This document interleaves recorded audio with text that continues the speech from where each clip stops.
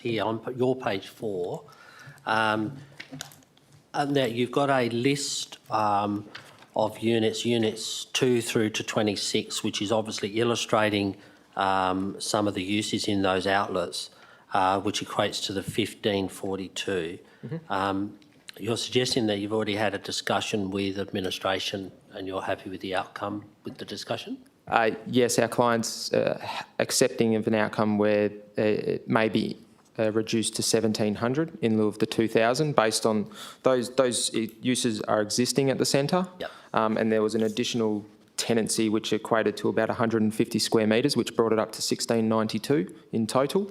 And that tenancy is likely coming to an end, and because it fronts Marmion Avenue, it's likely that it will be occupied by a retail use because of its exposure. So we've asked that be allowed within the total, and then we've just asked to round it up the additional 8 square metres. Okay, thank you. My other question, just to clarify, in your same report on page 10, you've got attachment 1, modifications to zone table. Is this your request to the modifications, or is this what is being proposed? Because it doesn't indicate. Yeah, sorry, I should have used track changes through there. That is what we've asked to be approved. So that's just as per the proposed zoning table with our proposed changes incorporated into it. So that's what we're seeking approval or council support for. Attachment 1 is your proposed, or yes, attachment proposed. 2? Attachment 1 is our, I guess, compromise position. If attachment 2 is not supported, so the insertion of the modifications into Schedule 17, if that is not supported, we would ask council to support attachment 1 as being the changes that are made holistically in Table 1 of DPS 2. So it will have effect to the entire City of Wanneroo scheme area. Thank you, Mr. Stewart. Thank you. Our next deputation on the same item, councillors, is from Belinda Morich.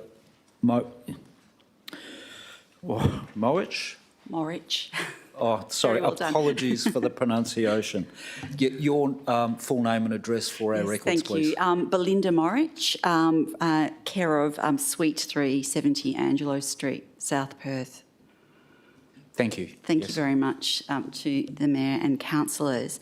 I act for Lakewide Proprietary Limited.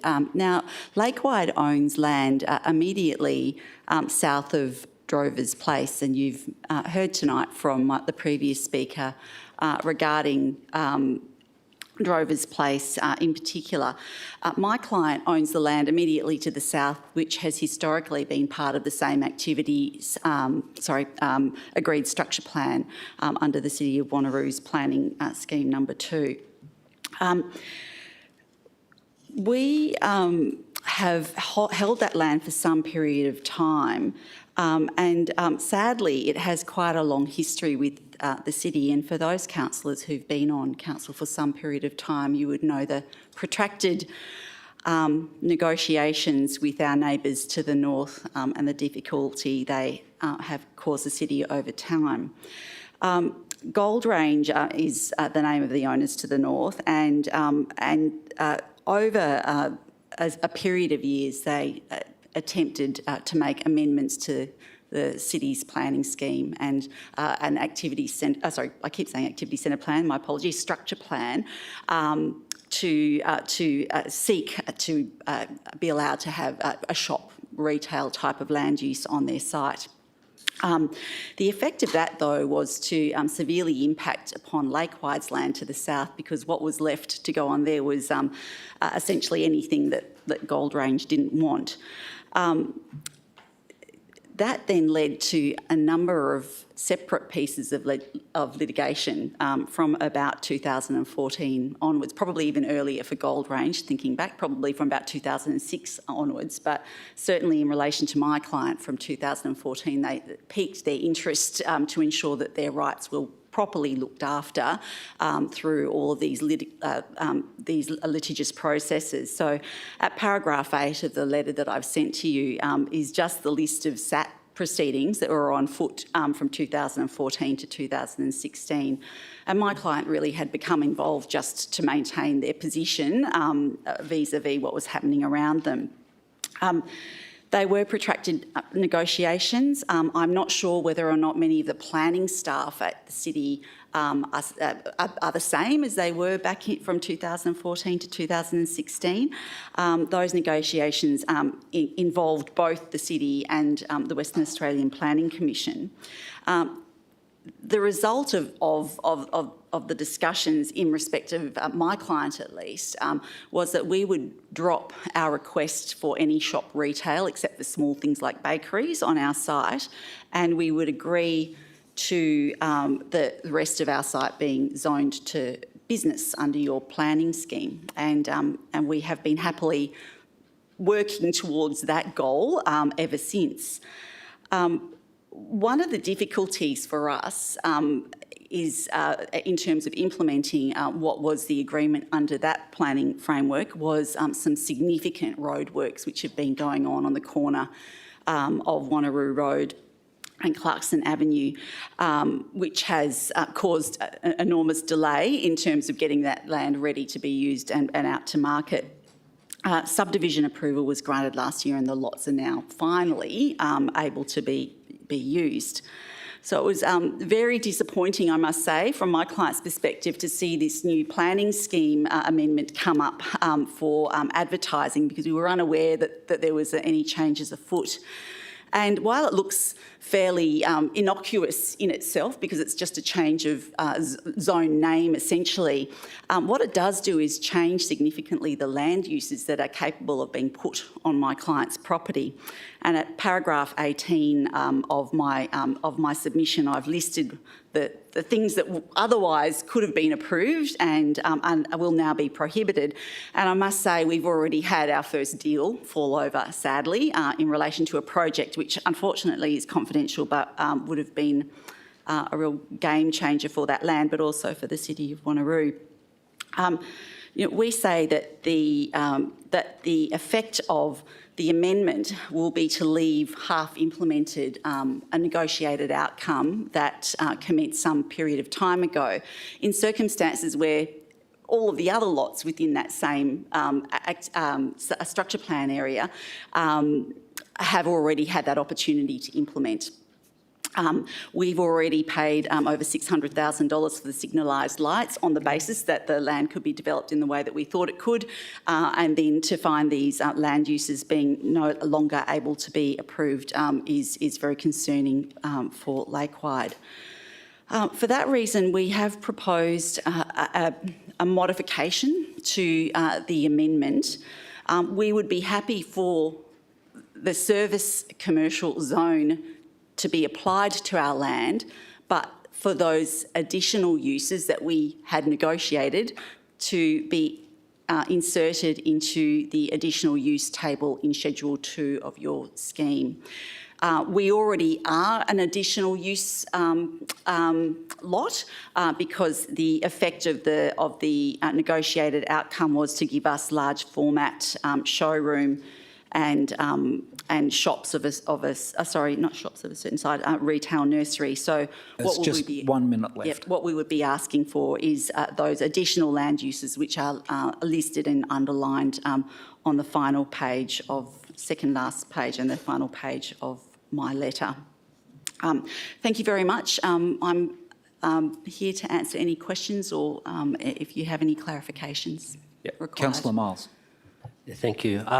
Just one question. In your notes to us or submission to council, item 14, Yes. you were concerned about the fact that your client wasn't given an appropriate notice that the amendment was going ahead. Yes, that's correct. Do you know why that happened? Did you ask? My client has asked. We actually found out about the scheme amendment through the prospective purchaser of one of the lots, sadly, which has fallen over. But yes, certainly there was no direct advertising to, or, consultation with my client in relation to it. And look, on the one hand, I know that the city has probably complied with its requirements under the local planning regulations, particularly for these large omnibus amendments. You don't necessarily go out to each and every landowner, but given the history and background of this one, we really would have wanted to get involved much earlier if we had the opportunity to. Further questions, councillors? There are none. Thank you, Ms Maharich. Thank you.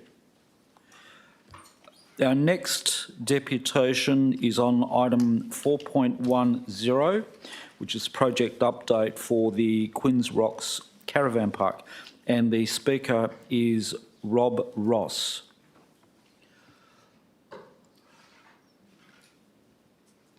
Because I note that there's a written deputation. Mr Ross not here this evening? No? Okay, that's fine. I'll just in case Mr Ross does come, we'll move on to the next deputation.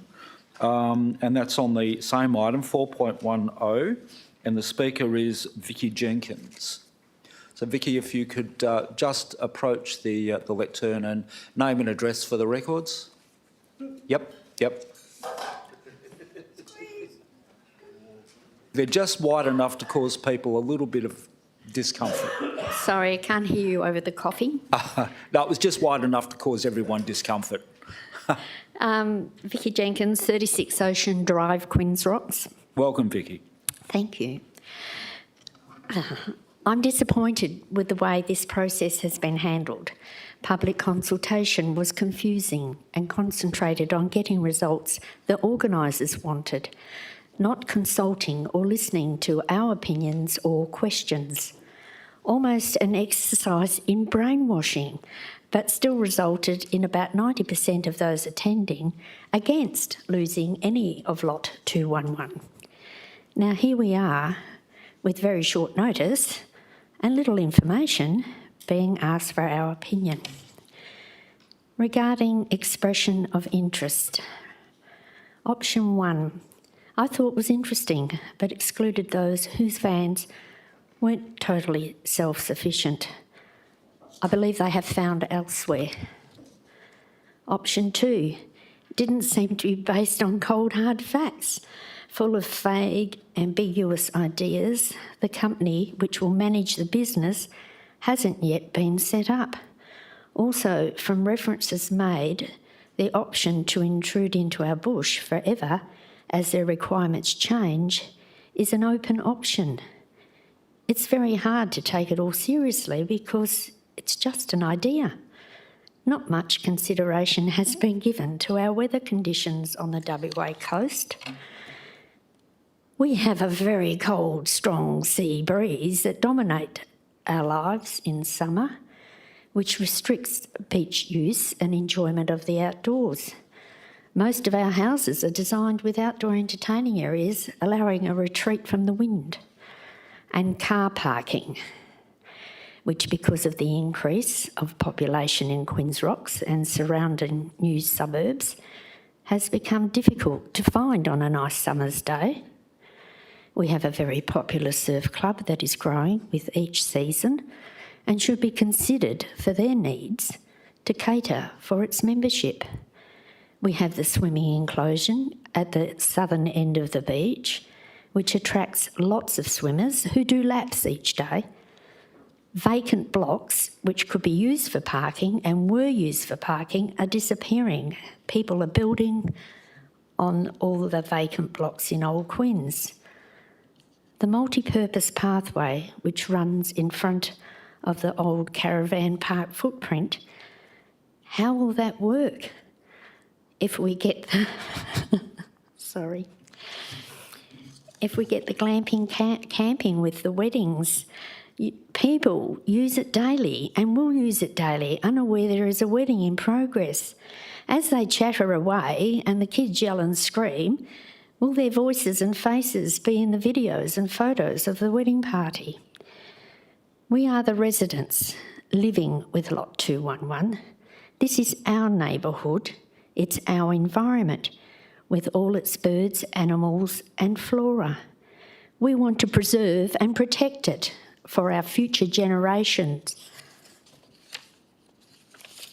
Federal and state governments are accepting it's necessary to protect and preserve what's left of natural bushland. The idea that bush can be ripped out and a substitution found kilometres away does not wash. Once it's gone, it's gone. Thank you. Thank you, Mrs Jenkins. Council, is there any questions? There being none. Thank you, Mrs Jenkins. We move on to our next deputation, which is on the same subject matter, item 4.10, when the Speaker is Mr Ken Tasker. Good evening, Ken. If you could, again, name and address for our records, that'd be great.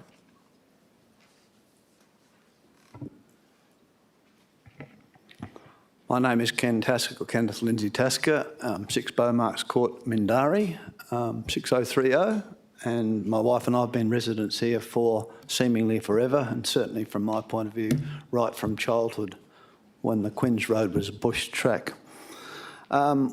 We've been involved in lots of, I suppose you'd call them skirmishes over the years, and have been actively encouraging our residents to do so.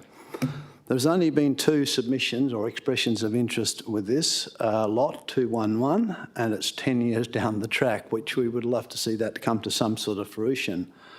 The first one with the CMCA was apparently withdrawn, and we are left with the one Heritage WA to consider.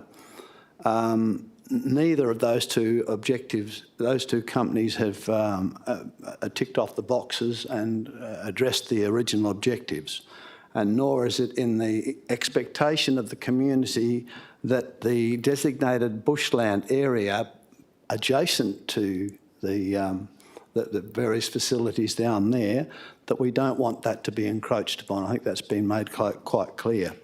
Parking is a vital aspect in quite a restricted space down there, which we've already got the existing surf club and the restaurant areas.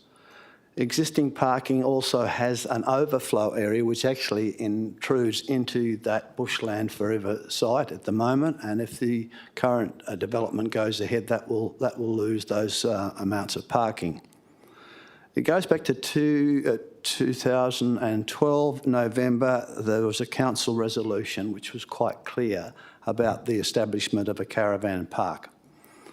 And also on the subject of parking, the Heritage WA proposal has several concerning issues, not just about parking, in using that space available. The possible expansion into the bushland area. There's glamping, and it's a really risky endeavour, as Vicky pointed out a few minutes ago. It gets very blowy there, and there's no mention of traditional camping, which would have been part of the original proposal. Yes, targeting for weddings and concert activities would cause serious space and parking issues for large crowds. Think about the summer. That's the high time of the year for us. There's beach, the surf club, community centre, restaurants already have a high volume of users, and the location doesn't really warrant another licensed restaurant, as that applicant had suggested. And similarly, a paddling pool is probably not very appropriate either, as is sunset concerts. And again, I hark to Vicky's comment about the noise that might detract other patrons. So we actually believe, my wife and I, that community expectations have changed over the last 10 years since the old caravan park was closed, and we would consider that a replacement of a modern caravan park and to accept any similar proposal would probably no longer fit that land, and I think that's been explored by other people thinking about putting a caravan park. It just won't fit with the large caravan parks that are around now. So I believe, and we believe, that it's perhaps a time to have a restart and see what the community now wants. Maybe leave it as an open space, because that part of Quinns hasn't got much open space.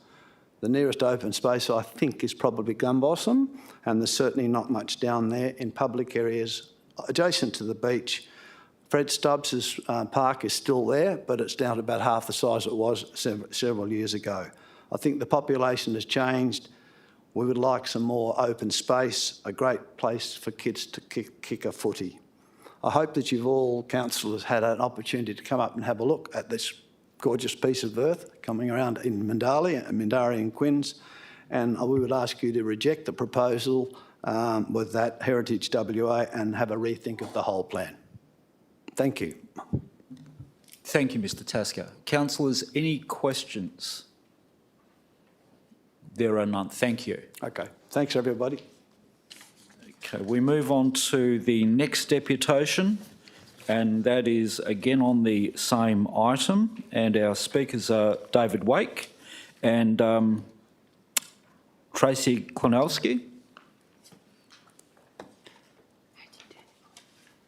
Okay. Yeah. And again, both welcome, and just names and addresses for our records. So my name's Tracy Klonowski and I live at 41 Bushland Retreat, Carramar. So thank you, council members, for the opportunity to speak to you on this matter. I'm representing the Quinns Rock Environmental Group, a community organisation promoting conservation and sustainability working in Quinns Rocks and surrounding areas since 1985. We've shown a long interest in this site, Lot 211 Quinns Road, including significant bushland that is valued by the community. This has been shown in community engagement in recent years about the proposal for tourist development on the site of the former Quinns Rocks Caravan Park.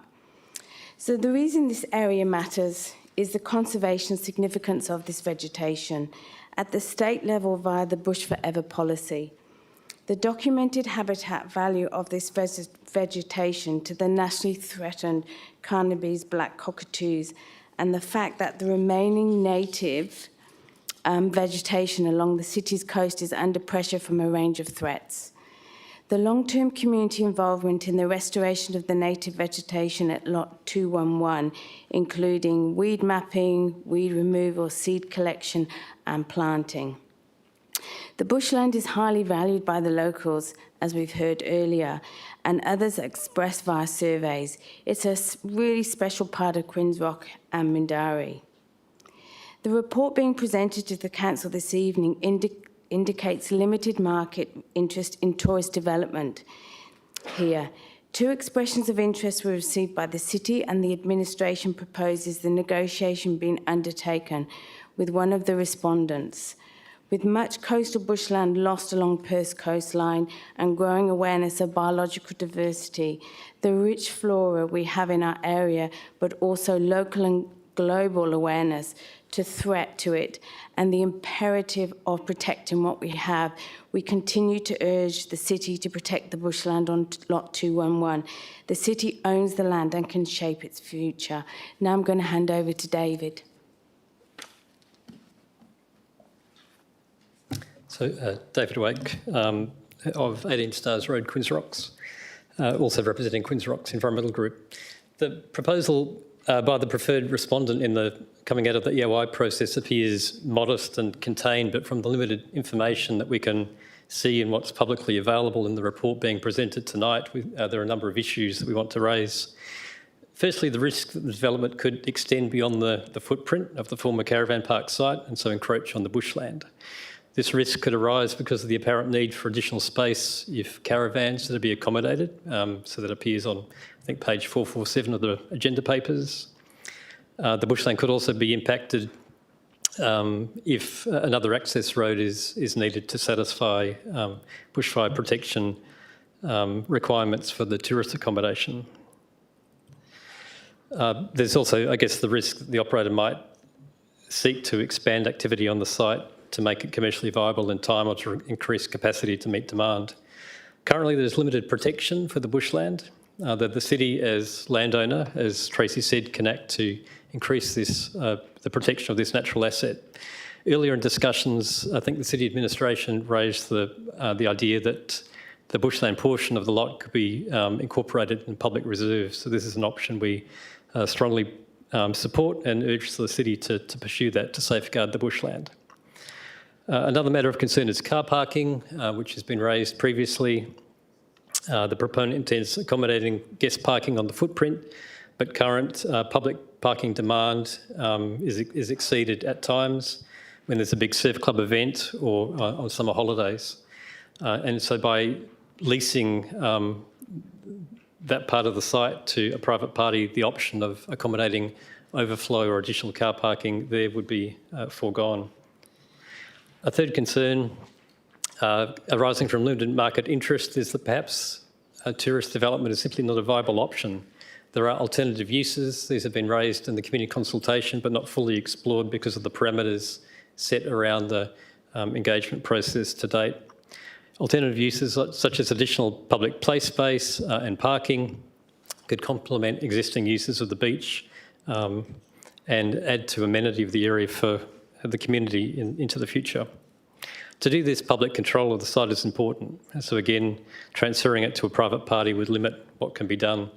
The proposal by the Quins Mindari Surf Lifesaving Club, I think, points to some other options and also potential conflict from the tourist development proposal. To conclude, the Quins Rocks Environmental Group remains concerned about the proposal for tourism development on the site, and with many others in the community, seeks to safeguard the bushland on Lot 211. Given poor market interest, a focus on community-oriented use for the site seems a far better option, which should be explored. Transferring the bushland to public reservation, I think, is important to address the community's concerns. If the city decides to pursue tourist development, we urge resolution of the car parking options without encroaching on green space, careful consideration of any tourist development and its impact on current uses and the values of the site, including conservation, instituting formal protection for the bushland and ensuring that any development is contained within the former caravan park footprint, and further community engagement over future use of this area. Thank you for your time. Thank you, David. I think you were both very economical with your time. Great, thank you. And I must admit, the suggestion of the bushland that added protection to public reservation, I think I find very appealing. Councillors, are there any questions? There is none. Thank you, David. Thank you. Our next deputation is again on the same item, 4.10, and the speaker is Nathaniel Lee.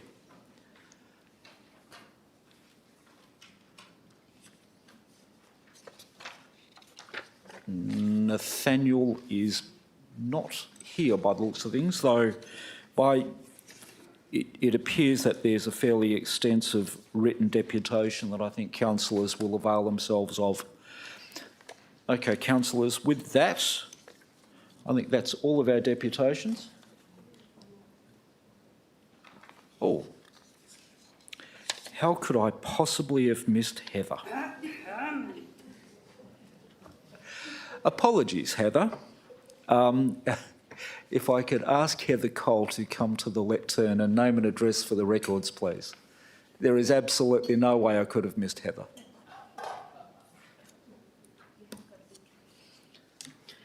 I'm disappointed, Brett. I'm sorry. That's all right. I won't get to sleep at night either. Okay, I'm Heather Cole, 51 Littleham Loop, Quins Rocks. The site at 211 Quins Road, Mindari, used to have 64 powered bays that provided some permanent sites and some for holidaymakers. The reason it closed in the first place was due to some council administration mismanagement that resulted in the site falling into disrepair, which resulted in closure. For over 8 years of community consultation, where some did get very heated, it was always stated that the former site would and should be a family-friendly, affordable caravan park. As part of the community advisory group that was organised by the council administration, there was a real mixed bag of those for a caravan park on the existing 1.9 hectare footprint and those who were happy for expansion. The introductory statement about the purpose of the advisory group and the intentions of council was to redevelop the site as a modern tourist park. Nowhere in either of the discussions the meeting notes or the agreed position does it indicate that a function centre would be accepted use. As per our terms of reference, I quote, "The purpose of the Queen's Rocks Caravan Park Redevelopment Community Advisory Group is to provide a platform where community representatives provide information, advice and views to the city on the redevelopment of the former Queen's Rocks Caravan Park as a modern tourist park. The Queen's Rocks Caravan Park Redevelopment Advisory Group will act in an advisory capacity, and its scope is limited to the following: redevelopment of the footprint priorities, facilities wants and needs to ensure services meet those requirements, and ranking of desirable, undesirable outcomes of the potential development. Consistent with the key discussion points at the meeting, it was the city's position that a modern tourist park should have provision for caravans, some tents, and some cabins and chalets.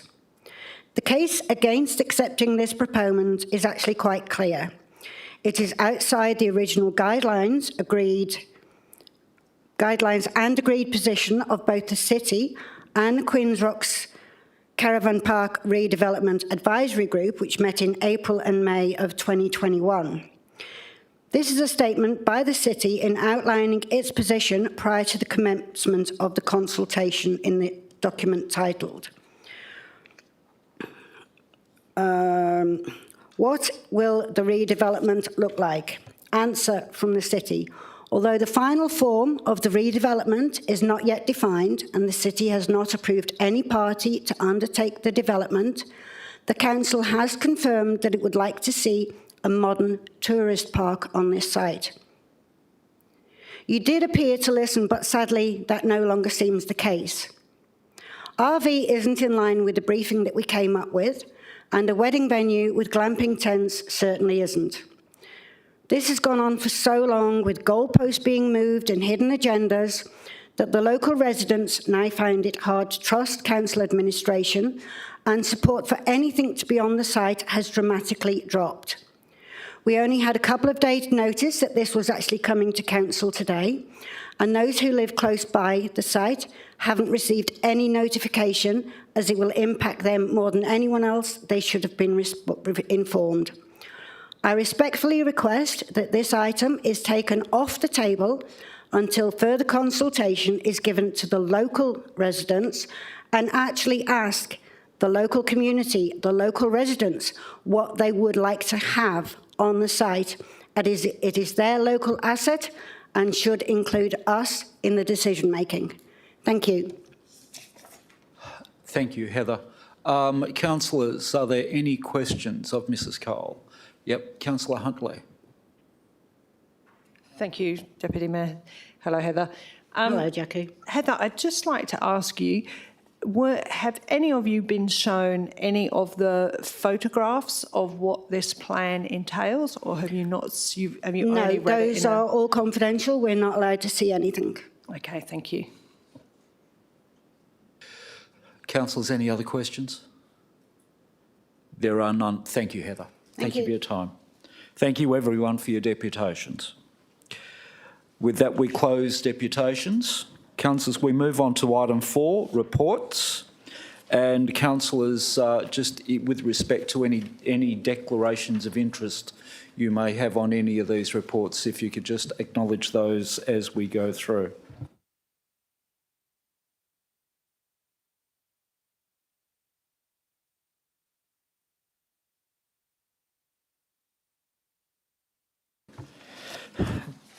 Welcome, Mr Dixon and Miss Pearce. Welcome. First time, I believe. Thank you, it is, yes. No, sorry. Yeah, no, yeah. I was going to say you're amongst friends, but you have the director next to you. Good evening, Deputy Mayor and council members. There are 5 items from the Planning and Sustainability Directorate on tonight's agenda. All 5 items have previously been discussed at forum meetings. Notwithstanding, I would like to briefly introduce item 4.1, and address some of the points that have been raised in deputations this evening, and would be happy to answer questions on the other items. Thank you, Mr Dixon. So item 4.1, this is Amendment 172, which is a major amendment to our scheme that seeks to align the zones in our current scheme with the zones in the model scheme text. This is part of the state government's planning reform agenda to streamline and simplify the planning system. Each council is legally required to go through this exercise.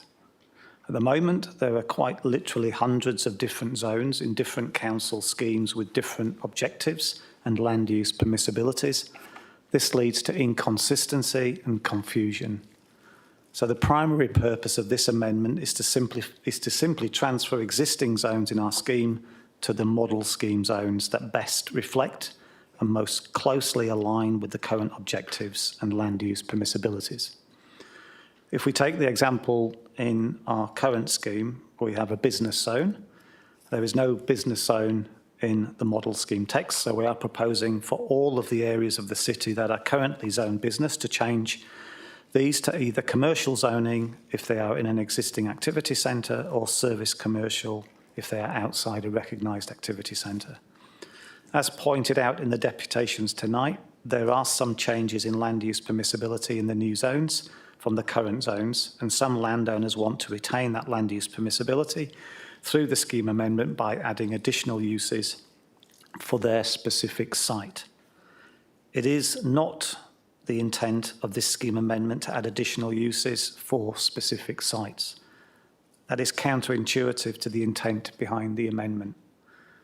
What I can assure council is that there is a current use, if there is a current use operating at the moment that is currently permitted, but would not be in the new scheme zone, then that use can continue to operate even if there is a change in ownership. So what they're saying is this scheme amendment would only apply looking forward once the scheme amendment is finalised, once it's gazetted, and apply to new applications at that point in time. In administration's view, it is not appropriate for a landowner to seek to add additional uses through this scheme amendment. If a landowner is seeking to do that, they have two choices. They can either submit their own scheme amendment to add additional uses to a specific site, or they could work with the city and deal with it as part of our new Scheme 3, which we are currently working on. So several of the sites mentioned in deputations tonight are seeking additional uses. Mr Stewart has mentioned in relation to the Kingsway Shopping Centre, the former Disneyland Park site in Carabooda, and Lot 2 Driver Road Darch, and Ms Morrich in relation to part of the Drovers Precinct. For the reasons outlined in the report, and I've just explained, administration has taken a consistent approach for all these requests in not supporting additional uses through this amendment, but instead agreeing to work with the landowners as part of Scheme 3 or through separate amendments. There is one other point, Deputy Mayor, that I would like to mention, which reaffirms what Mr Stewart was saying in relation to the site at Ginbley Boulevard. It is noted that Mr Stewart, on behalf of his client, supports a commercial zoning of the site, but is opposed to a maximum retail floor space cap of 1,000 square metres, which is currently recommended in the report. In Mr Stewart's original submission on Amendment 172, he included this site as an existing retail net lettable area of 876 square metres. On that basis, administration thought it reasonable to acknowledge the existing retail floor space and recommended a cap of 1,000 square metres. Mr Stewart is now indicating this figure of 876 square metres was incorrect, and there is in fact 1,542 square metres of net lettable area currently on the site. Administration has validated this figure and is foreshadowing a change to the report for next week's council meeting to increase the cap to 1,700 square metres of retail net lettable area, which reflects the current amount, plus a small increase to allow tenant turnover. Deputy Mayor, there's one other point that I would like to make, and please note that there is a missing page from attachment 1 of this report, which should have been inserted between pages 30 and 31 of your agenda tonight, which is part of the proposed new zoning table. It is, I think, a paper copy of that has been provided on your desks, but we will make sure that's added to next week's council meeting papers. Deputy Mayor, I would be happy to answer any questions. Thank you, Mr Dixon. Hopefully you're strapped in and ready. Councillors, any questions? Councillor Miles. Yeah, thank you. Mr Dixon, look, I understand this has been a very large process for your team to be doing, and I also note the amount of contact points that the administration has had with quite a few of our residents, from Origin up all the way through Carabooda and right up to Two Rocks Rural, where people have obviously been concerned about possibly losing some of their rights as they currently have. But they've all been assured, I understand, that they're not going to lose any of their existing rights that they're currently using. My question comes to, I just want to reaffirm an item that came up during the deputations from Ms Moynihan about her, the person that she works for, which is Lakeside down there, didn't receive some form of document to say that this process was ongoing. You got any information about that? Through you, Deputy Mayor, our records indicated that we wrote to the landowner Lakewide on the 24th of February, and our records also indicate that we subsequently spoke to Mr Britton, I believe that's related to the site owner. So our records do indicate that consultation was undertaken and notification was provided. Okay, thank you. I just wanted to get that on the record. Some of the other points that's been raised with me, and I guess really it's more to put it on the record, going back to what you were just talking about. Some people have said to me, why are we putting caps on retail space within this document? Can you explain why we would be doing that and we wouldn't be referring that over to State Planning Policy 4.2, I think it is? Yeah. Through you, Deputy Mayor, our current scheme provisions currently require us to indicate a floor space cap for activity centres. That doesn't necessarily align completely with SPP 4.2, as you mentioned.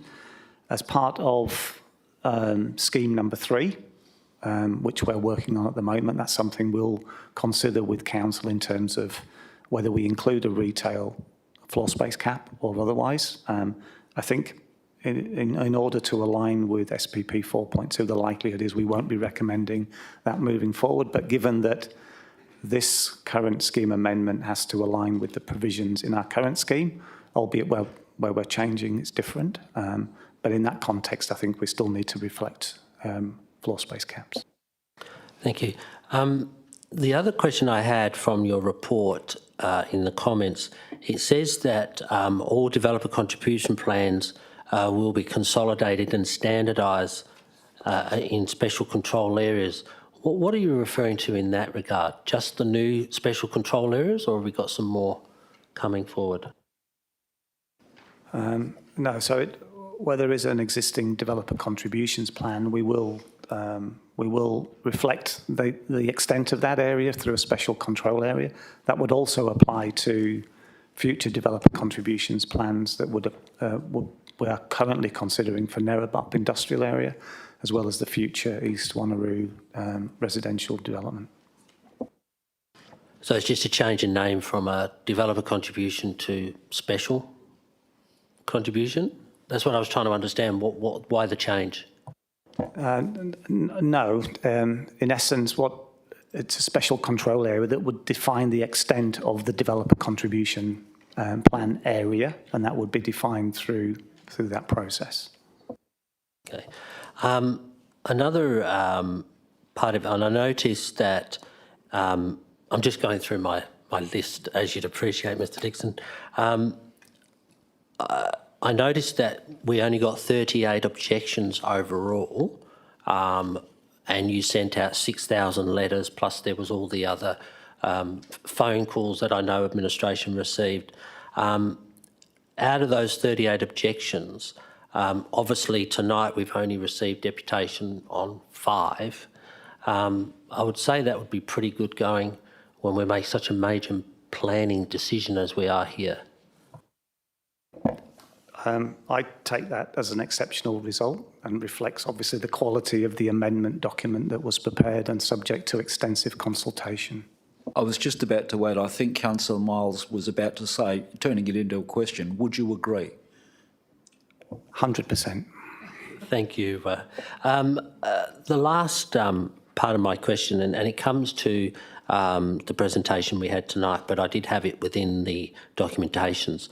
The old Disneyland site, obviously, it's up for sale at the moment, but there was quite a bit of discussion put in this document about what it can't do. It is, in essence, our only spot for tourism, and we're going to take away things like caravan park and some of those other ideas. Is administration going to be able to rethink some of that, being that we've had the presentation tonight? So just to be 100% clear, tourism uses are supported in other parts of the city. It's not that this is the only site that's potentially available for. As I indicated in my response to the deputations and introducing the report, what we don't want to do through this scheme amendment is add additional uses. We need to closely align the proposed zoning to that of the model scheme's text and the land use permissibility within that. We would be happy to work with the landowner of that site to either consider additional uses if they've got something in particular that they're looking to try and achieve for that site, and that would be a specific scheme amendment for that location, and we've done that on many occasions in other locations.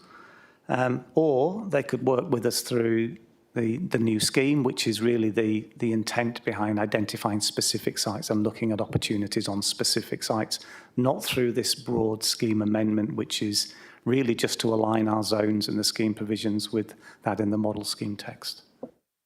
I guess the question comes back to, if somebody's got a use currently under a local structure plan or through some amendment they've done in the past, and that's been discussed obviously by the deputation we had, it sounds to me like we are going to be taking those uses away through this process.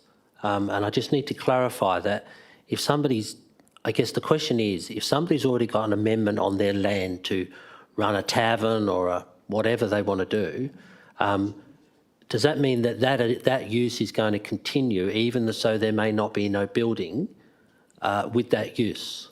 So I'm trying to clarify that component, because the question came up is, like Furnace Road, for instance, they've done a business plan on presenting some shops maybe and some other items, and they now feel that they're going to be losing that use that they've currently got under their amendment.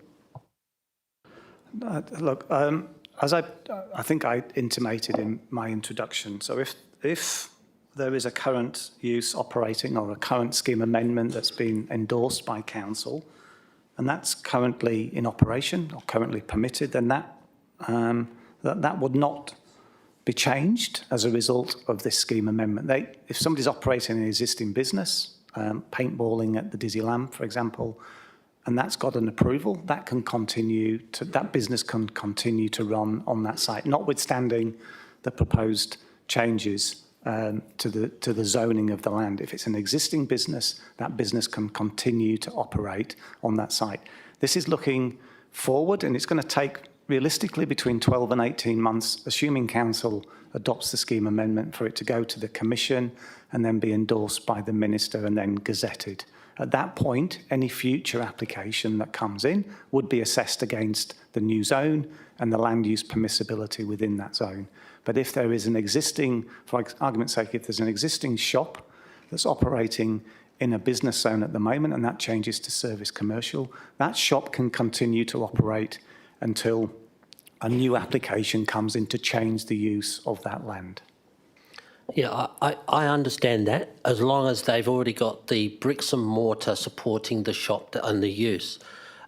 Like in this document we received from the road group, they're suggesting Furnace Road, for instance, they're suggesting that they did their business plan when they built or bought that land, they put their amendment in, they knew they were going to do certain shops or leases within that site, but unless those bricks and mortar are built before this is adopted, they lose that use, which is what you're saying, unless we ask them then to put in another amendment to put those uses back in.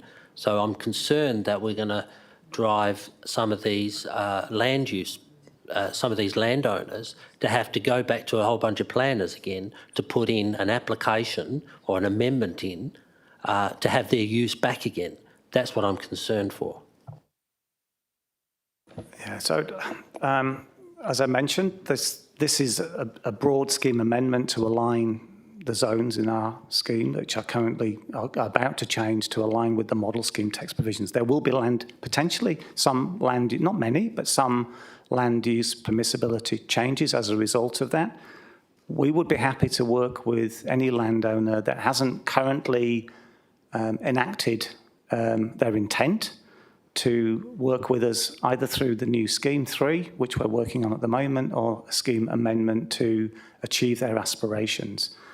If you take the example of shop, in the particular example of Furnace Road, a shop in that location isn't where we would want from a planning perspective to encourage new retail floor space. What this scheme amendment seeks to achieve is putting retail floor space within activity centres which are designated, either local centres, neighbourhood, district or larger centres, thereby maintaining the viability and the prosperity of those centres and putting them in the right locations. To have sporadic location of potential retail floor space in locations which we don't consider appropriate is not, in our view, the right approach. Now, having said that, if a proponent wishes to put something forward and put it to council, we will consider any proposal on its merits. But there's a whole planning framework which is based around putting the right uses in the right locations, and that's what the model scheme text provision achieves. I guess, this is the final point, because I'll let some other councillors ask some questions. I guess the concern I have and my I guess, beef with it is if somebody's already gone through the work of doing all of the studies appropriate to get their business case up, to put their amendment in currently, we could very much be taking that use away ineffectively through this process like it's been illustrated. And we're sort of then saying, oh, but we're happy to help you maybe get it up in our planning scheme 3, but we're not really going to, we don't really want a shop to go there now. So it's like they've got the use now, they want to be able to keep using it. I understand what you're saying, but I find myself in a situation where if I accept this, I know that they're going to have to go through a lot of hoops again to get their existing use back. Would you not agree with that? No, not a lot of hoops. I think we're a proactive council where we seek to work with proponents and landowners, noting that until the scheme amendment is gazetted, that a proponent based on the current land use permissibility could lodge an application at any point between now and that point, and it would be considered on its merits based on the current zoning of the land. You would have to have due regard to what is emerging, but that would be for council to consider that proposal at that time. So, and this amendment itself hasn't just come, in the last few weeks. It's been emerging for some considerable time. We've extensively liaised and consulted with all of the landowners. 6,000 plus letters have been circulated. So we're trying to elicit comments back. 38 objections for a scheme amendment that covers the whole city. We're never going to please everybody all of the time, but we've certainly tried to work with proponents to achieve their outcomes, noting that this is a broader scheme amendment which we have to do to align with the model scheme provisions. Councillor Civic, you had some questions? Yes, thank you, Deputy Mayor. With regards, the way I'm reading this is that this particular amendment is in line to, as the forerunner of TPS3, the new one, and is to possibly remove all of those grey areas rather than all of the particular developments that are in here. The grey areas like discretionary uses and additional uses, clarifying clarifying the scheme, the new scheme, so that there are no grey areas and actually applicants will know where they're going from here on. Is that the way planning is seeing that? Because as we know, our town planning scheme 2 is that far out of date and needs to be brought into line and needs to actually be made a lot simpler so that we don't get these problems arising when we get applications coming to council under additional type uses, etc., based on this particular First Amendment and other areas as they may come up in the new approach to TPS3. Would that be a fair assumption? Through you, Chair. Yes, I think the intent behind aligning our zones with the model scheme text provisions is to try and simplify the planning system.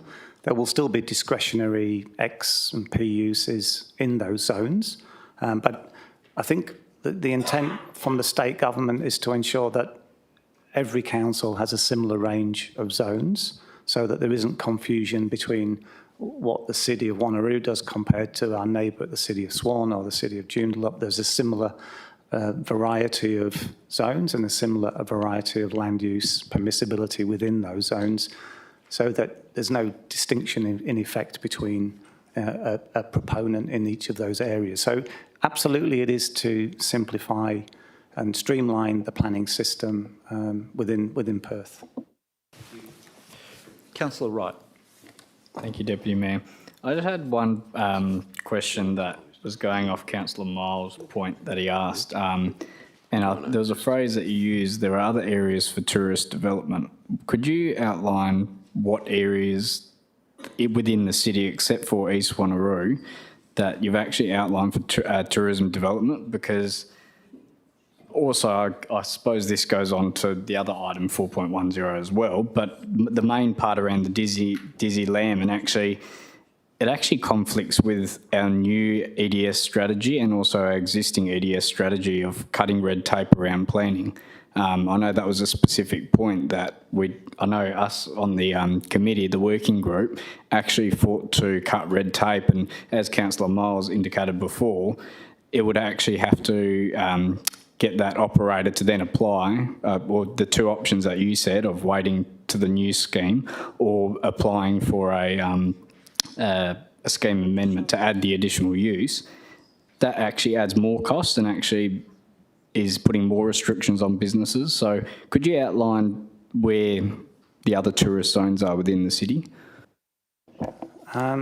Yeah, so tourism-related proposals are allowed in many parts of the city. A landscape enhancement zone, as part of this scheme, as part of this amendment and as part of our new scheme, we'll certainly be looking to increase the range of tourism-related uses within the landscape enhancement zone. Certainly at the moment, tourism development is a discretionary use within, is proposed to be a discretionary use within the private community purposes zone. And within the rural zone, it's also potentially acceptable but would require advertising. So I think exactly what you're proposing, which we support, is that we need to encourage and increase the range of locations where appropriate tourism location sites could be found within the city.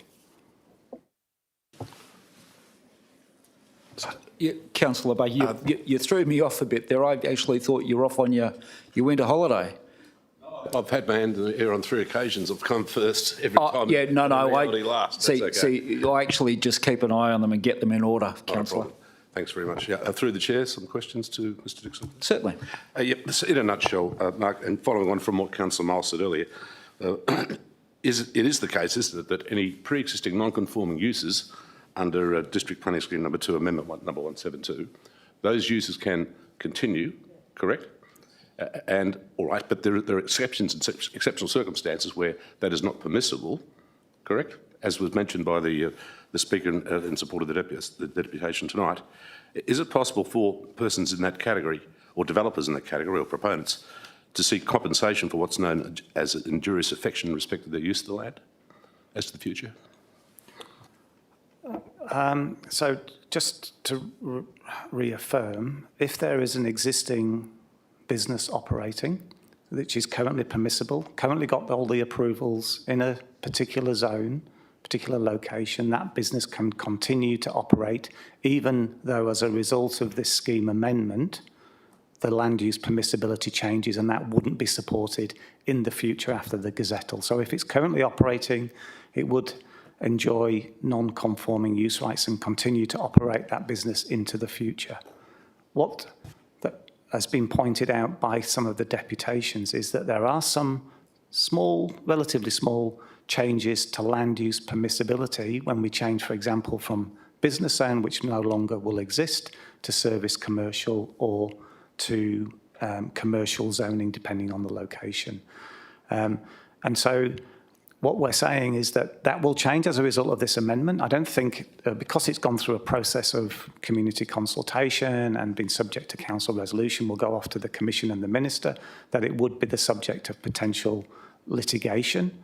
What I would strongly suggest, as I've mentioned many times before, is that there are opportunities for the city to work with individual proponents to increase the range of additional uses on a given site if there are aspirations from landowners to continue to operate certain things or look to operate new uses that wouldn't be permissible under the new zone. Councillor Baker. Thank you. Just a further question too. Of course, all of this, of course, is subject to the Planning Commission, of course, conducting its final assessment and then a decision from the Minister, correct? Tell me, just in terms of the WAPC's final assessment process, how would that differ to our process in presenting, for example, the recommendation in this draft report? And is it simply a case where the WAPC will simply do a checklist to make sure that we have properly and validly enhanced or achieved uniformity as far as it's possible for the new planning scheme amendment 172 as opposed to the existing one as we sit here today, please? In other words, there's a checklist that's conducted. Obviously, I can't vouch for what the Commission will or won't do, but I would imagine that the process that the Commission will go through is we will send them a copy of our report, all of the submissions that have been made, the modifications, changes that were proposed, what was out for consultation. They will then assess that against the model scheme provisions and then determine whether there is merit in agreeing with what Council has recommended, or indeed, if there are objections, whether there is merit in supporting the objections that have been submitted as part of the process. Thank you. Further questions, councillors? Councillor Aitken.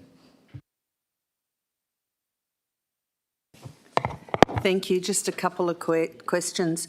First of all, what's the time frame for the gazettal of approval? How long will it take once we submit it if it's approved by council?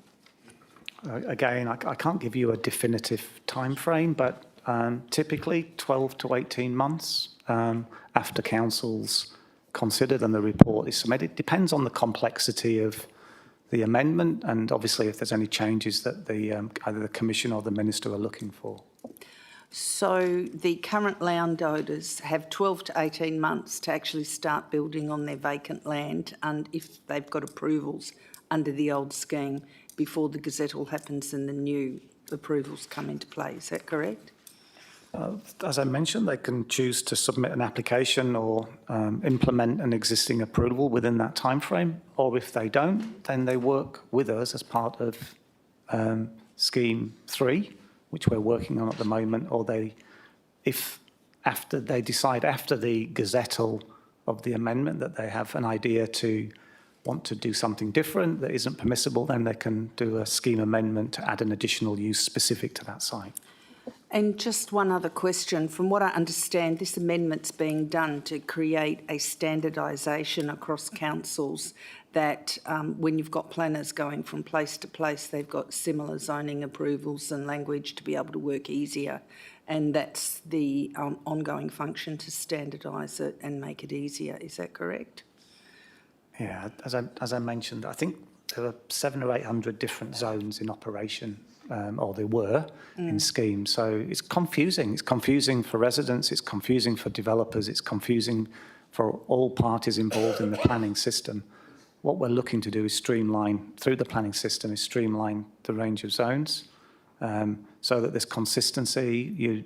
You know that if you're in the rural zone in the city of Wanneroo, it's no real different to the rural zone in, say, city of Swan in terms of range of potential land use permissibility. Yes, I think that sounds good. It sounds like, would you agree, we're minimising red tape across the councils? Would you agree? I certainly think that there is merit in planning reform to streamline the planning system, and this forms part of that process. Councillor Huntley. Thank you, Deputy Mayor. I've just got one question, and that is, if they have to do a scheme amendment to actually get their uses back, can you give us an idea of the time and cost and what that would incur to add those additional uses back on? It's difficult for me to try and quantify a cost. Certainly, administration would work proactively with any proponent, as we always do, in terms of lodging an amendment. We don't get involved in obviously in the side of a proponent in lodging a scheme amendment. But there isn't, in my view, there isn't necessarily a significant amount of cost. It can be quite a simple document to prepare where you just provide a justification for the additional uses in the context of a particular site. And typically that could be quite a short report. And then administration goes through and prepares a report for council's consideration. Councillor Huntley. So just as a quick supplementary, so when we look at the two deputations that we've had tonight, technically we can see that they obviously need to add additional uses. Can they start that process by just writing what they've already written to you, or do they have to wait, or can they be added in to this, considering they've actually made those proposals, they know what they're going to add in for additional uses, or are they going to have to be subject to fees and actually go through a process? So, as it stands at the moment, obviously the existing zones are still in place. So, subject to council's consideration of this scheme amendment next week, if council endorses it as per administration's recommendation, still has to go to the commission, still has to go to the minister, typically 12 to 18 months. They can enact and submit proposals in that period leading up to that, and that will be considered on its merits based on the current zoning and land use permissibility for that area of land. If subsequently that say for the argument's sake, the people who've made deputations find that they haven't been successful in overturning administration's recommendation, or haven't been able to get the minister to agree with what they're wanting to achieve, at that point in time, they can either work with us as part of Scheme 3, which is simply a submission in writing to the city as part of that process, or they could make a submission, if you like, through a separate scheme amendment, and that would take its course. That typically takes 6 months for us to consider, and then potentially another 12 months for the state government to consider. Just another quick question then. We know that at the moment trying to build anything is 24 months in the process, so that will go beyond that 18 months. So does that mean if they actually get additional uses added, even though they haven't put a brick down yet, would that be okay for them, or do they have to, will they miss the boat because they haven't put their bricks and mortar down yet? Look, if they can currently enact whatever the land use permissibility is for a zone, so that's currently in place. This is seeking to change, only in some areas, it's seeking to change some of that land use permissibility.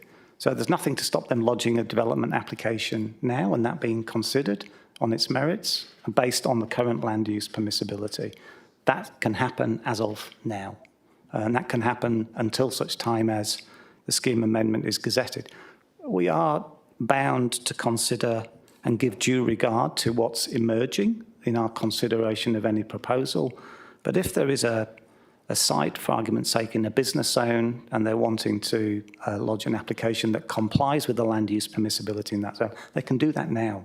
So this is only, and if, as I mentioned, if there's an existing use that's got approval and operating, then they can continue to operate until whatever point in the future. It doesn't change as a result of this scheme amendment. So this is about looking forward. At the point that the scheme amendment is gazetted, then any application that comes in thereafter would be assessed against the land use permissibility in the zone that was approved as part of that scheme amendment. I have a quick question, then I'll go to Councillor Baker. Mr Dixon, it'd be the case that, as you've said repeatedly, that there is an as-of-right situation currently that under the current zoning for any piece of land, there is a right to make an application against that permissibility and seek approval.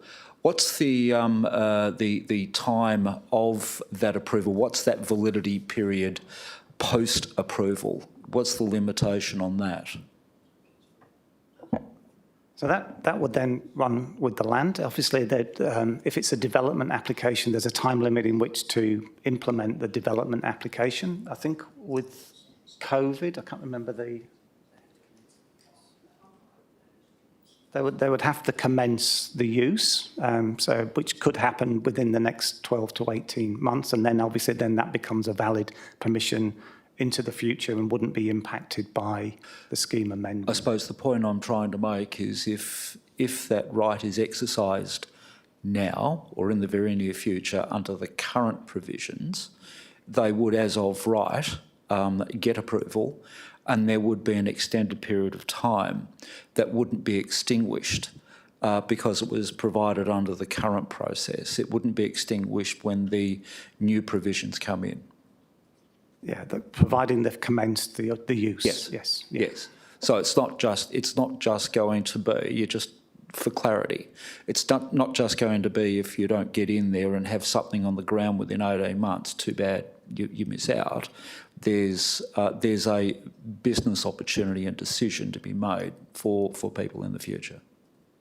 Yeah, that's correct. And notwithstanding, not just that, as I've mentioned, there's nothing to stop the proponent working to have an idea at some point in the future, working with us as part of Scheme 3 or doing their own scheme amendment.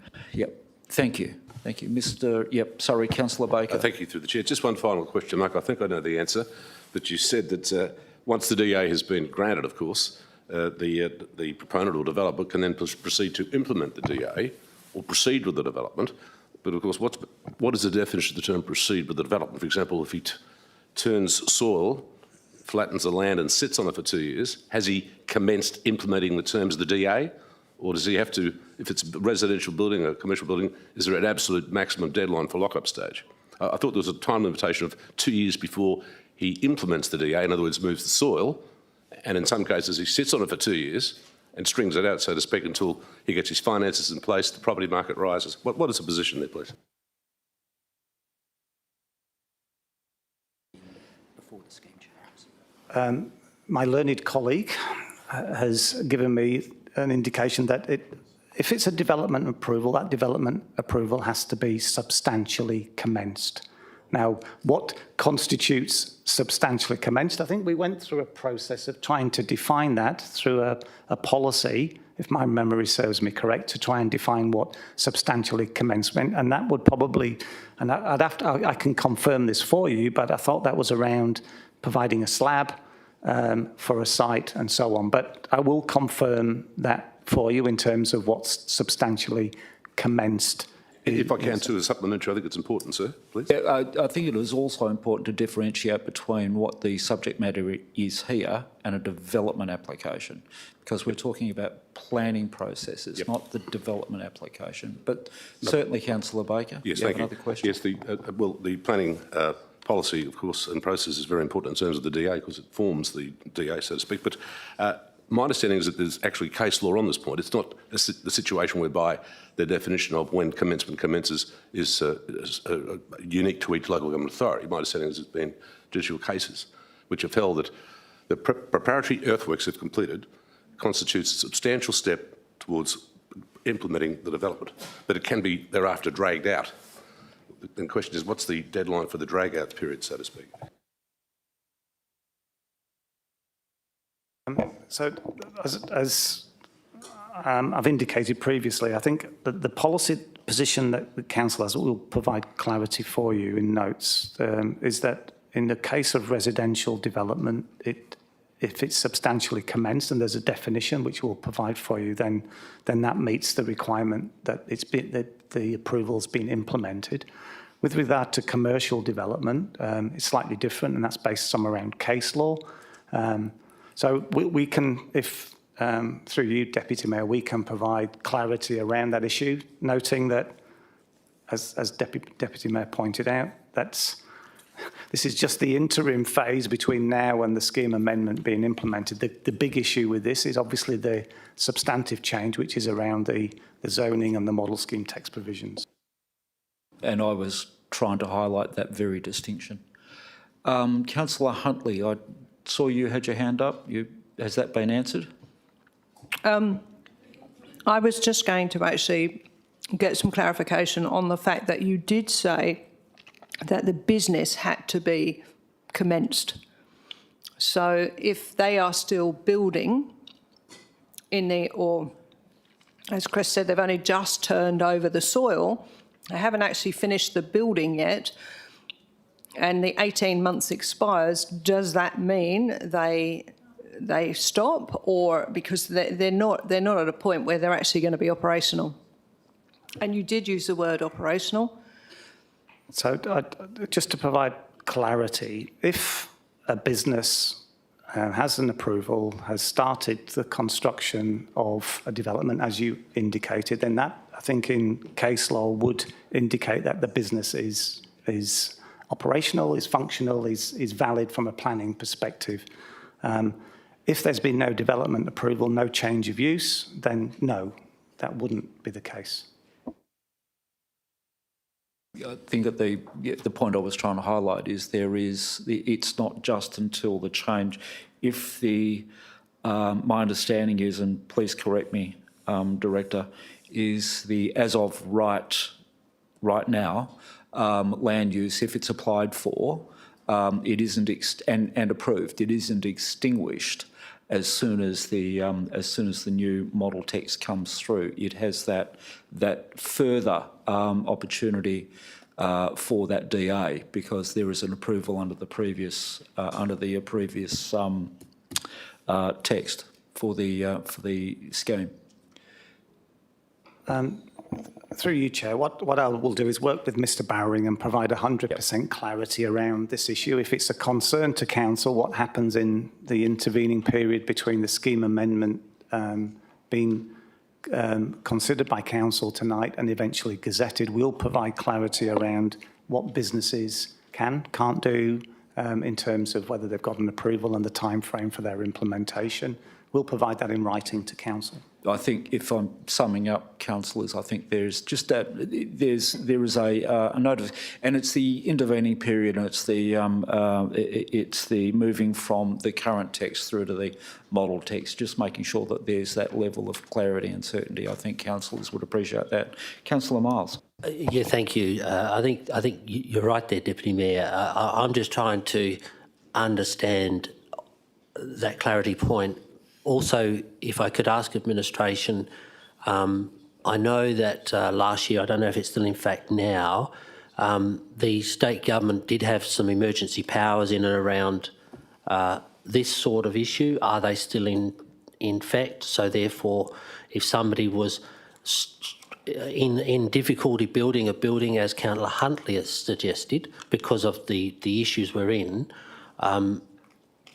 could this actually, I wouldn't say be waived, but would the new power, or would the emergency powers cover this, which obviously would then cover the situation that we're moving through with this amendment. So I'm just speculating, that's all, that I'd hate to see us take it right away, especially when somebody has already done that business case and floor plan around it. As we've just indicated, and you've advised us, which you're going to clarify, that it's not just about getting a DA, it's about a structure being at a certain level. So I'd like to see how the state is dealing with that as well in the current climate that we're dealing with in the building sector. Through you, Deputy Mayor, as I mentioned, I'll provide note on what is permissible in the intervening period, what constitutes substantive development, and whether the emergency powers are still in place. Thank you, Mr Dixon. I think we've probably done 4.1 to death, councillors. I think we'll move on. And we'll move on to 4.2. And if there's yet, Councillor Rowe, 4.2. Thanks, Deputy Mayor. Just a couple of questions on 4.2. Page 121 of the report mentions a new clause that will require developers to submit an access report. Who is responsible for assessing this report, and what criteria is used to determine whether the development meets the required standards? Through you, Deputy Mayor, administration will assess the access report, which will outline the accessibility of an area. In doing so, administration will take into consideration the Australian standards, which relate to the accessibility of the built environment for people with a disability. In doing so, the administration will consider the provision of continuous accessible paths of travel and circulation spaces for people who use wheelchairs, and access and facilities for people with other disabilities. Under a new subclause, playground equipment must offer play opportunities for all abilities. Does this requirement apply to playground facilities on non-coastal reserves, or is it only applicable to playgrounds on the coast? Through you, Deputy Mayor. No, this policy, play equipment located outside of the foreshore reserve must consider universal access and design in accordance with the city's local planning policy 4.3, public open space. The new subclause will apply to play equipment developed by both the city and the developer. In this regard, the policy provides guidance to developers in the city when planning and developing assets within the foreshore reserve.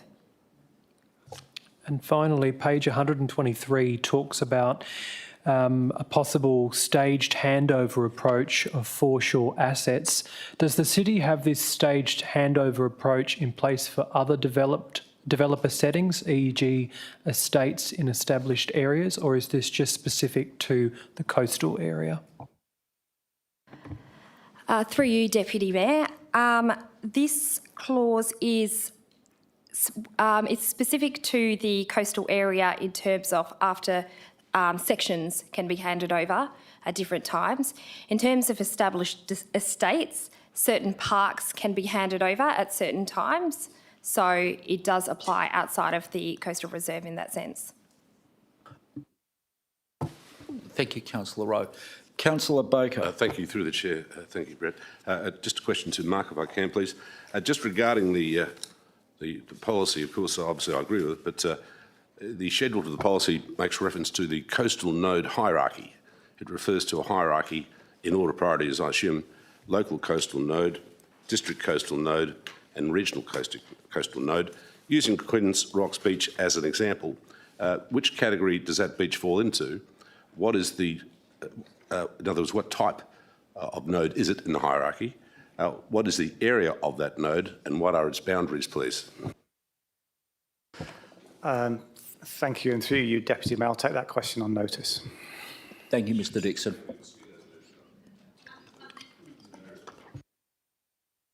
Any further questions on this item, councillors? Yep. Councillor Sangali. Probably just to clarify with the question that was taken on notice, there's actually two Queen's Rock beach locations. I believe one is a district and the other one is a local, but I'll leave that for the Director of Planning to clarify that.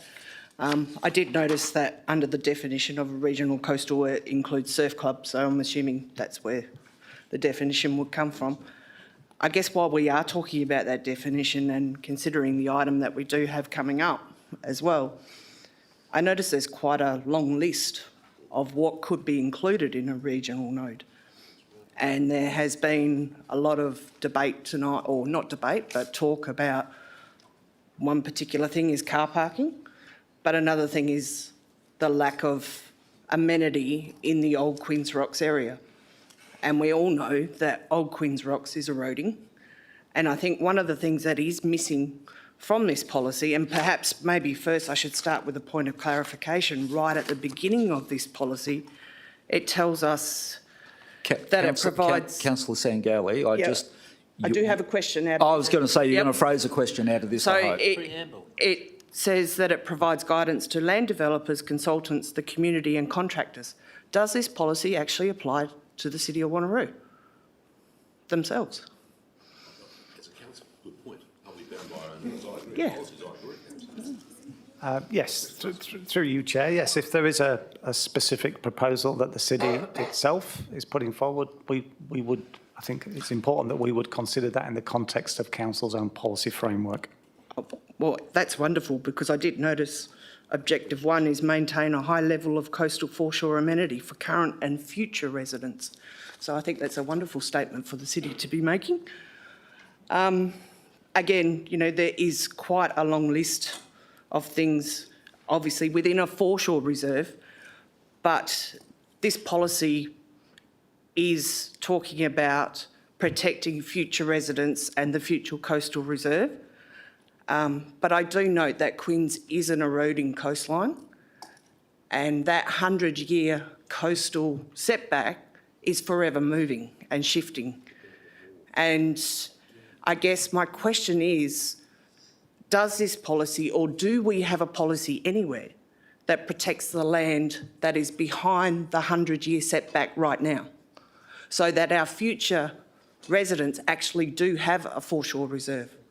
Because at the moment, the way this sits, while we can protect the current foreshore reserve, what are we doing to protect the future current reserve? So council may reflect back to the Coastal Hazard Risk Management Adaptation Plan, which is that defines, if you like, the impact of coastal erosion, sea level rise, and is a, if you pardon the expression, is a moving document. It changes, obviously, and it's incumbent on us to review that document. I think I can 5 years, 10 years to reflect what's happened in that intervening period and get the latest advice. That then determines where the 25-year coastal process, 50, 75 and 100-year coastal process line is defined. Your district planning scheme obviously defines the edge of the foreshore, and then beyond that, land is zoned for particular uses. If there is areas of the city that is potentially vulnerable, it would be for council to determine what action with state government and others we would take in order to address whatever erosion has occurred, and whether we want to retreat or whether we want to be more proactive in managing the impact of erosion and sea level rise. Councillor Sangali. Okay, under number 3, adaptation and planning for permanent assets, on page 130, there's a clause here that says it is the applicant's responsibility to identify viable relocation sites for all proposed permanent assets within an adaptation plan of planned or managed retreat. From experience, when we have had a planned or managed retreat happen in our local area, sometimes those assets haven't returned. And I would just like to know, is there anywhere within the city that either myself as a councillor or the general public can see where our assets will be relocated to should the day come that we need to do that? Is there a plan for where our foreshore might eventually end up? As part of the state planning policy, part of that requirement is that in defining the edge of the foreshore, there is also beyond the 100 years an allowance for what that impact might be, where potential for a retreat could be located to. Now, that's beyond this policy. You're talking about the coastal, the state planning policy on coastal areas, and you're also referring to our approach to the coastal management plan plus the CHAR map. This specific policy is dealing with how we deal with assets within the foreshore and where they're relocated to. So perhaps just to clarify and to give an example, Fred Stubbs Reserve. We lost an awful lot out of Fred Stubbs Reserve. We didn't just lose land, we lost barbecues, we lost amenity, we lost a lot of things. We had the playground reduced because the size of the park is no longer as... Where did those assets get relocated to? Because I don't believe they were ever returned to us. Look, that might be a question for the acting CEO to give context on that particular site. However, I think what we're referring to here in the policy is a broader context, is that if, for argument's sake, there is a car park, and it's ensuring that the car park, and that has a 50-year lifespan for that car park, that car park is located behind the 50-year coastal processes line. So in theory, coastal erosion shouldn't impact that car park before the end of its natural life. And then we would identify a location once it's lost somewhere else, if there is land available within the foreshore for that to occur. Now, if there isn't sufficient land available, then obviously that's a consideration for council in the context of that particular site at that particular point in time. I guess, you know, as a councillor, we have all taken on an oath that not only will we protect the residents of today, but the residents of tomorrow. And my questioning around this is coming from a place of experience already, having gone through it, and ensuring that those up and coming developments have somewhere eventually to retreat to. And it's becoming very apparent to me that although we're protecting for 100 years, I don't think we're actually looking outside of that and how we're going to cope with those communities and how we're going to return their assets that they've built up back to them. I note that wasn't a question, councillor. But I think, if I can just reaffirm, I think the director's quite right. This particular policy has a life cycle, and it will be updated at an appropriate time. But your points are valid, and they are well made. Yep, councillor Baker. Thank you, through the chair. Just a question to Mark as well. Leading from the same point, I think you'd agree that Fred Stubbs Park, or car park as it now is, was parked, constructed smack bang on a coastal node, whatever name you want to give it, regional or whatever. And hailing from Queensland years ago, we saw exactly how the Gold Coast was butchered with high rises up and down the coast, and how we forever had to, the then government forever punts up, or still punts up, sand from Tweed Heads to make the beaches look good for the tourist. But the point is that we now have this policy which sets out a policy framework for coastal assets, the placement of acceptable permanent assets, etc., etc., etc. A car park's one. But it seems that the city does not have a policy for the removal of previously placed, allegedly permanent assets within the foreshore parkland or within the foreshore area. This particular policy document is prescriptive in respect of the placement rather than removal, correct? I've read through, I can't see any reference to, from time to time, the necessary removal of permanent structures. There's a lot of discussion at the moment, just by background, concerning the disabled ramp as it was designed at the Yanchep Lagoon foreshore and the impact that that's had upon the sand moving along that beach during the winter months and during the summer months. I have my personal views about the appropriateness or otherwise of the design, not the need for the ramp, certainly not the design, but that's, I think, a very good example where, as a result of that, the city now spends, I think it's $300,000 a year dumping extra sand in the lagoon during the summer months, or essentially because of one structure and its design, and also in conjunction with winter storms, which invariably we have good years, winter storms, bad years, and we've had a couple of bad years with the need for a removal policy, or can it be incorporated into this policy as well as in a separate paragraph? Thanks.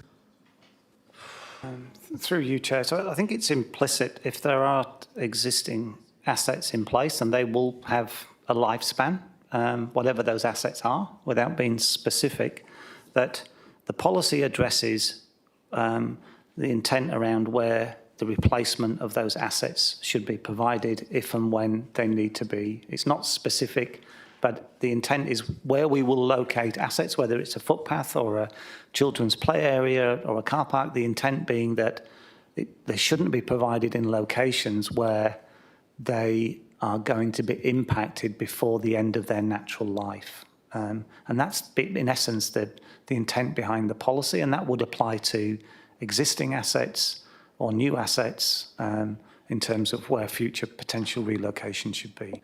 Thank you. I think the acting CEO probably has a few clarifying points on that as well. Thank you, Deputy Mayor. I think the point which has been mentioned about the Yanchep Lagoon and the structure there, which is the Yanchep Surf Life Saving Club, when that was approved, there was a certain design life identified that was based on the coastal vulnerability at that particular site, as identified in Coastal Hazard Risk Adaptation Management Plan. As part of that one, the structure has been designed to the design life which was defined during the approval process. So beyond that one, when the time comes, if it happens, then there'll be alternative site identified to relocate the structure at a suitable site if that becomes available. Further questions for Councillor Miles? Yeah, thanks. My only question, Mr Dixon, is I guess I ask this every couple of months, every time we do one of these. Advertising, page 125, it says in a local newspaper circulating. It should also state online and paper form of newspapers because our local paper's no longer really local anymore. And I think administration need to look at other options that's going on around the place as well. Can you have a look at that, please? Through you, Deputy Mayor, yes, happy to consider those points. Excellent, thank you. I hear there's a rumour that the Wanneroo Times was coming back. Councillor Sangali. Just on the actual advertising, because I've just read it myself as well, I noticed one of them is a letter to relevant developers and stakeholders. Does that mean every resident along a coastal strip is going to get a letter? I will provide clarity, but I don't think the intent is for administration to write to every landowner. We'll certainly try and advertise as much as possible, but obviously budget constraints. Okay. Further questions on this item, councillors? Okay, we move on to item 4.3. No questions. 4.4. No questions. 4.5. Councillor Rowe. Thanks, Deputy Mayor. On page 267, Section 3.25 of the Act allows a local government to serve notice on an owner or occupier of property to do certain things. It's one of the responses that I've had come back to me quite often whenever there's issues to do with compliance or safety. We get told that the property owner is served with a 7-day letter and then a 28-day letter while the city attempts to encourage them to comply. After the expiry of the 28-day letter, what powers does the city have to enforce compliance upon the property owner? Yes, thank you, Councillor Rowe. Through you, Mr Deputy Mayor. Local Planning Policy 4.14 compliance has been adopted by Council to establish a consistent, transparent and integrated approach for planning and building compliance. Administration is guided by LPP 4.14 when investigating planning and building complaints and requesting compliance.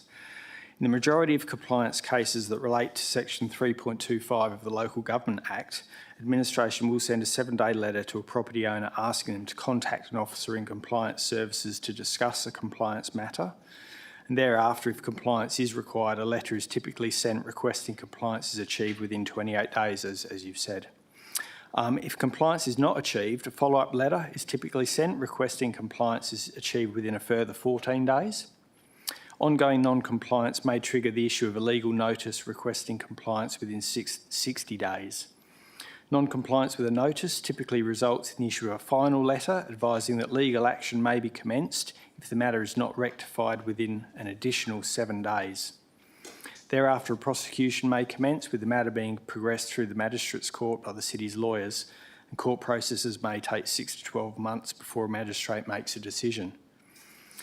Now, whilst that outlines the procedural compliance process, administration seeks to achieve compliance by negotiating and mediating with customers in a respectful and empathetic manner to achieve voluntary behavioural change. Enforcement action is taken as a last resort. Legal action under Section 3.25 of the Local Government Act may result in a conviction and a financial penalty being imposed by a magistrate. Excellent, thank you. Any other further questions on 4.5, councillors? There is nil. Thank you, Mr Dixon. Oh, hang on. Sorry, I don't have a question. I just would like to know after Mr Dixon go back to his table if we can move 4.10 forward. Well, we can, councillor, but I will say this. It may well be the case that some of those people would also want to wait for public question time. So, and that will present a problem. Though I do acknowledge what you're saying, yes. Okay, we now move on to assets. Mr Acting CEO, I note there are no reports from assets this evening. So we then go on to community in place. Mrs Terrelink.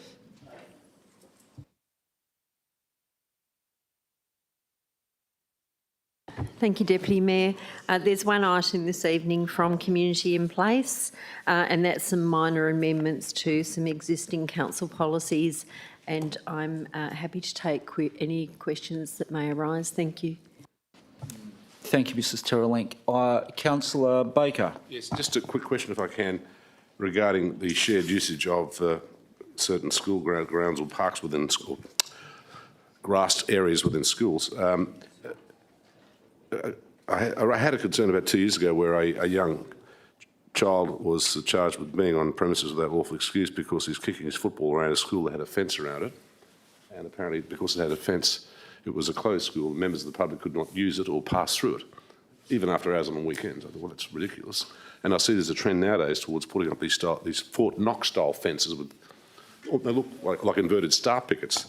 I'm not sure if you're aware of issues of this kind arising, where some schools purport to exclude the public after school hours.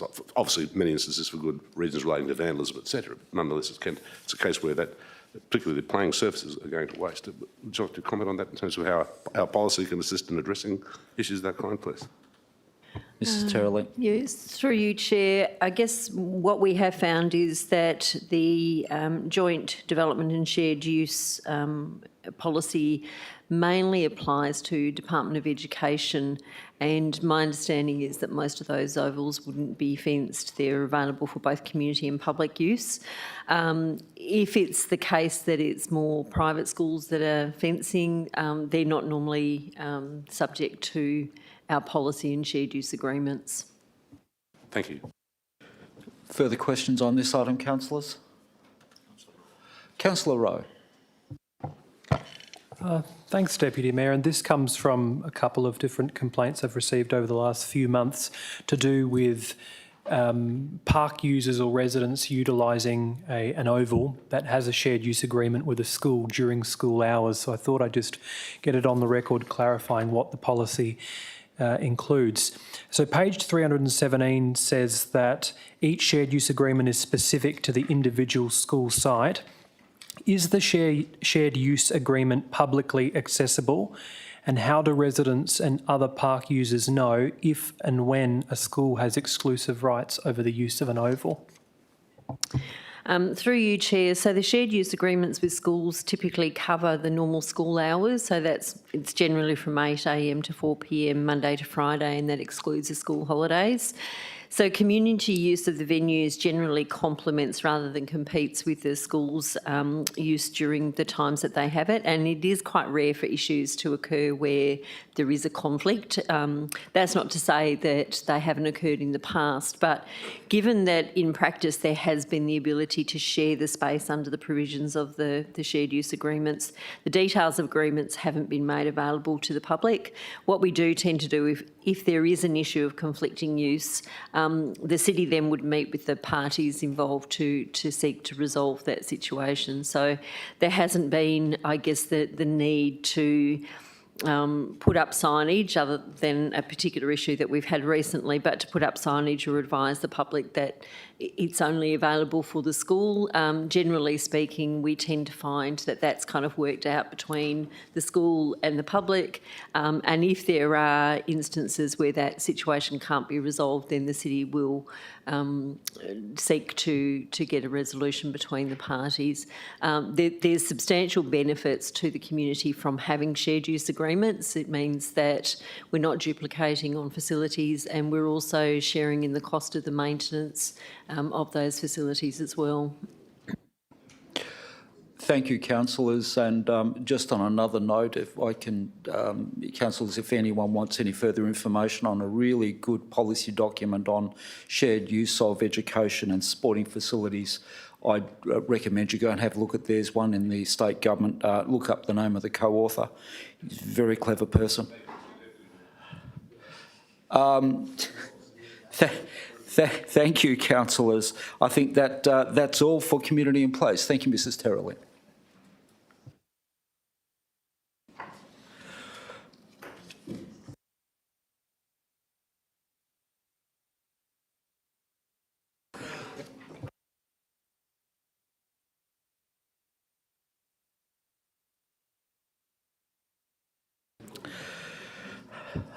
Welcome, Mrs. Jennings. And Mr. Greer.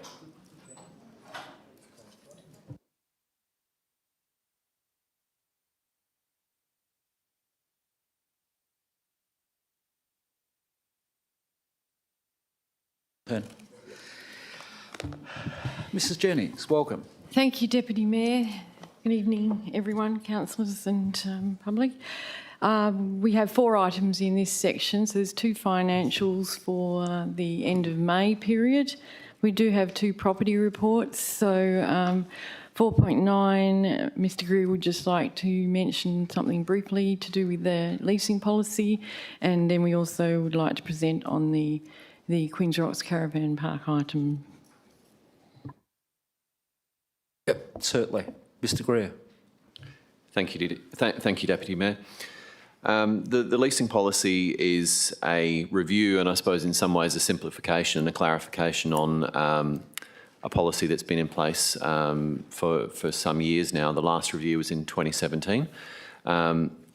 Primarily some of the categories of city tenants are simplified in the schedule at the back of the document, but otherwise materially it doesn't change. It provides some flexibility, some increased flexibility on the maintenance arrangements, which has previously been quite strict, but otherwise the updated policy has been to forum and has had an opportunity for council members' feedback at that time.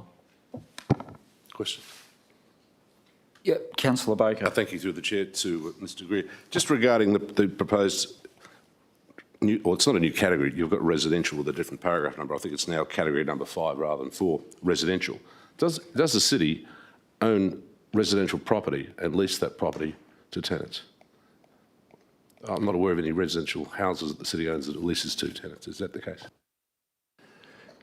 Through you, Deputy Mayor. Not currently. We do own properties that could have a residential use, for instance, the caretakers' houses at both golf courses, but none are currently leased. Thank you. And just another question, please. This will finish him up on this Councillor issue. Baker. Thank you, through the chair. Now, of course, just a quick preamble, if I can. I'm always banging on about the need for the city to obtain directors' guarantees and indemnities when we lease to proprietary limited companies. I'm not talking about incorporated not-for-profits, etc.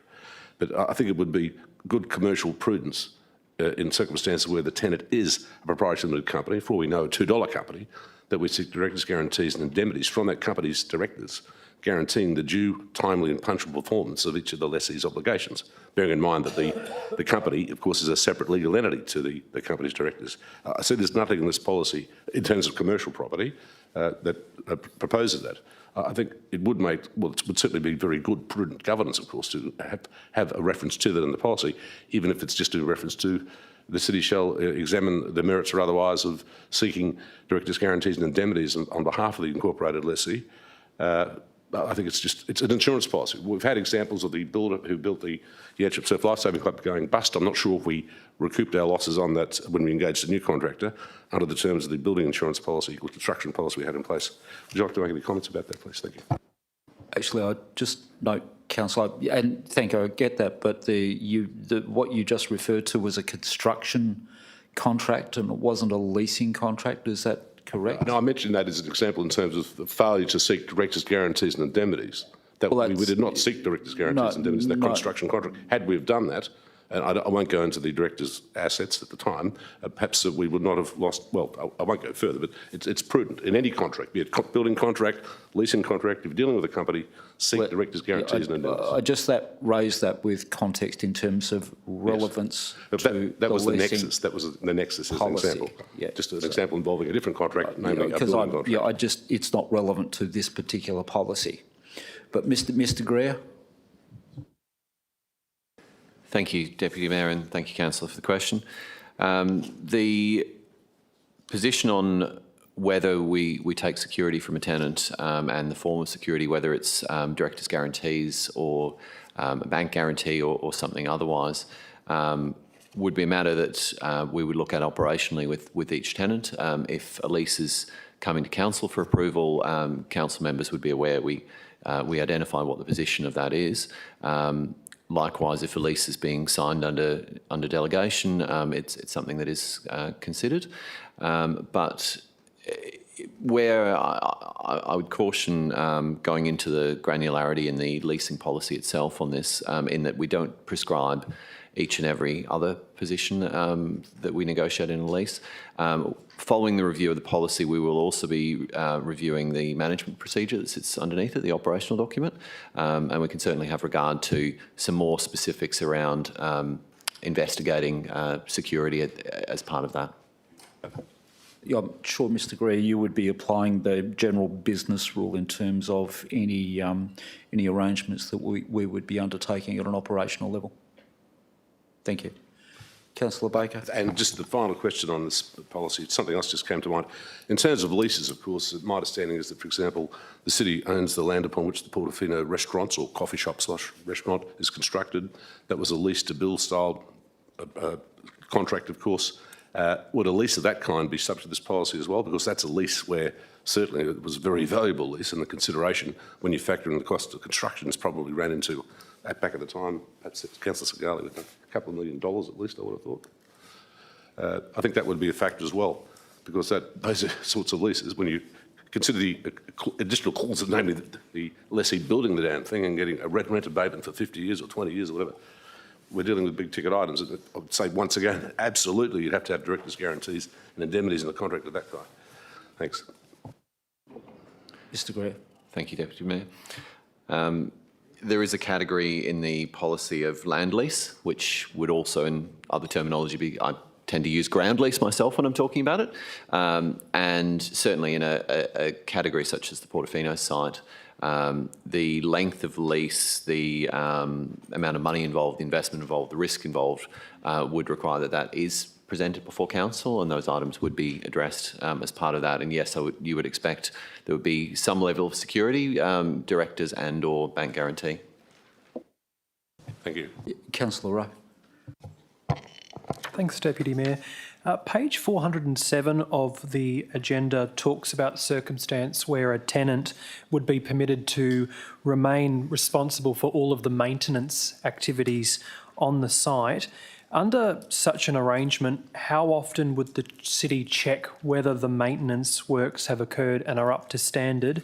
And would these occur proactively, or would it be as a result of complaints being received by the city? Thank you, Deputy Mayor, and thank you for the question. Essentially, that would occur proactively as part of our property inspections. So we inspect city leases on an annual basis. There may be reactive inspections if we became aware of a problem in the course of things out of that ordinary inspection cycle. And what we would have in mind for this alternative scenario is, I guess, an audit of the tenant is able to undertake the specified maintenance that would ordinarily come under a maintenance fee themselves, using contractors either specified by the city or approved by the city, and they would have to keep records of that information. So it would mean that theoretically there would be a file in place that we would be able to check as part of our property inspection. Say if electrical work has been done, there should be a record of that work. So if that hasn't been maintained, or if there's any reason during the inspection to doubt that that was being done, then further, more detailed investigations could occur, and the lease would typically have the ability for the city to revert back to the maintenance arrangement if that wasn't working. The context for it, just for council members' benefit, is the current iteration of the policy, as I alluded to in my comments at the start, is quite strict in terms of certain categories should have a maintenance fee, and the city should do certain schedulised maintenance, typically things like heating and ventilation, some other building services and those sort of things. That is difficult for some tenants, and it has created an impasse with some tenants. What we've been looking for is, I suppose, a compromise, almost fallback position acknowledged in the policy, where we can have something that lets a tenant responsibly manage the asset, but gives them a bit more flexibility in doing so. Further questions on this item, councillors? There is none. We move on to 4.10.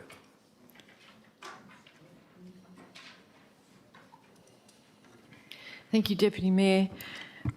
We actually want to talk a bit about from where we've come from since the last ordinary council meeting decision, which is listed in detail on page 443 and page 444, and talk a bit about what's happened since and where we are now and what the next steps are proposed to be.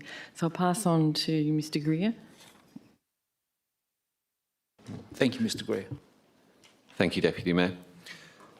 Yes, so as Nolene indicated, this report follows a number of previous reports to council, most recently the approval of the city's business case on the potential viability of a redevelopment on the site, which was in September 2020. Subsequently, there was consideration of a petition, and also the establishment of the advisory group was before council in December 2020. In the time since the business case and the business case item was before council, which incidentally was the point where council authorised going to an expression of interest in EOI process, and authorised the EOI carrying on two alternatives, one being the original caravan park footprint, the old footprint, so to speak, the other being an expanded footprint, but as council members who were on council at the time would remember, there was caution around any potential expansion. It was quite clear at the meeting. The resolution reflected that. And so the alternative was an expanded footprint, but it had to be clear that that was necessary for commercial viability. It wasn't simply a case of expansion for expansion's sake. So those were that was the scope for the expression of interest. The document was developed during 2021. And beforehand, the advisory group had been established, and as the comments earlier had indicated, there was a prioritisation exercise that occurred. It was identifying the key aspirations that the advisory group was seeking. And ultimately, in the expression of interest document, those were reflected in some of the scope and also in the weightings of the criteria that was in the EOI document, to the point where an expansion potentially would result in a marked down submission if all other things had been equal. The EOI document is attached to the present report for transparency's sake. Ultimately, the expression of interest was advertised between August and October 2021, and it was widely promoted in media and through other channels. Again, the advertising information is in the report tonight. 2 submissions were received, one from CMCA, and subsequently, as part of, I guess, undertaking some due diligence around the market interest in the proposal, the second submission from Heritage WA, or a company to be established by the directors of Heritage WA, was also received. I should note, and I should just flag, of course, that both submissions include confidential, commercially sensitive information and include intellectual property by the 2 parties. So whilst a summary is provided in the report and is open information for the public, certain information is confidential still, and obviously for discussion, council members would be aware of that. In terms of the submissions received, they were evaluated, and I should also just note that the process, just to clarify, was an expression of interest. It wasn't a formal tender. That does allow some flexibility in terms of how the submissions are considered. And further to a comment earlier in the deputations, the CMCA submission has not been withdrawn. It is actually for consideration as part of the recommendation at briefing and to the ordinary council meeting. Just to continue, sorry, I'm almost finished.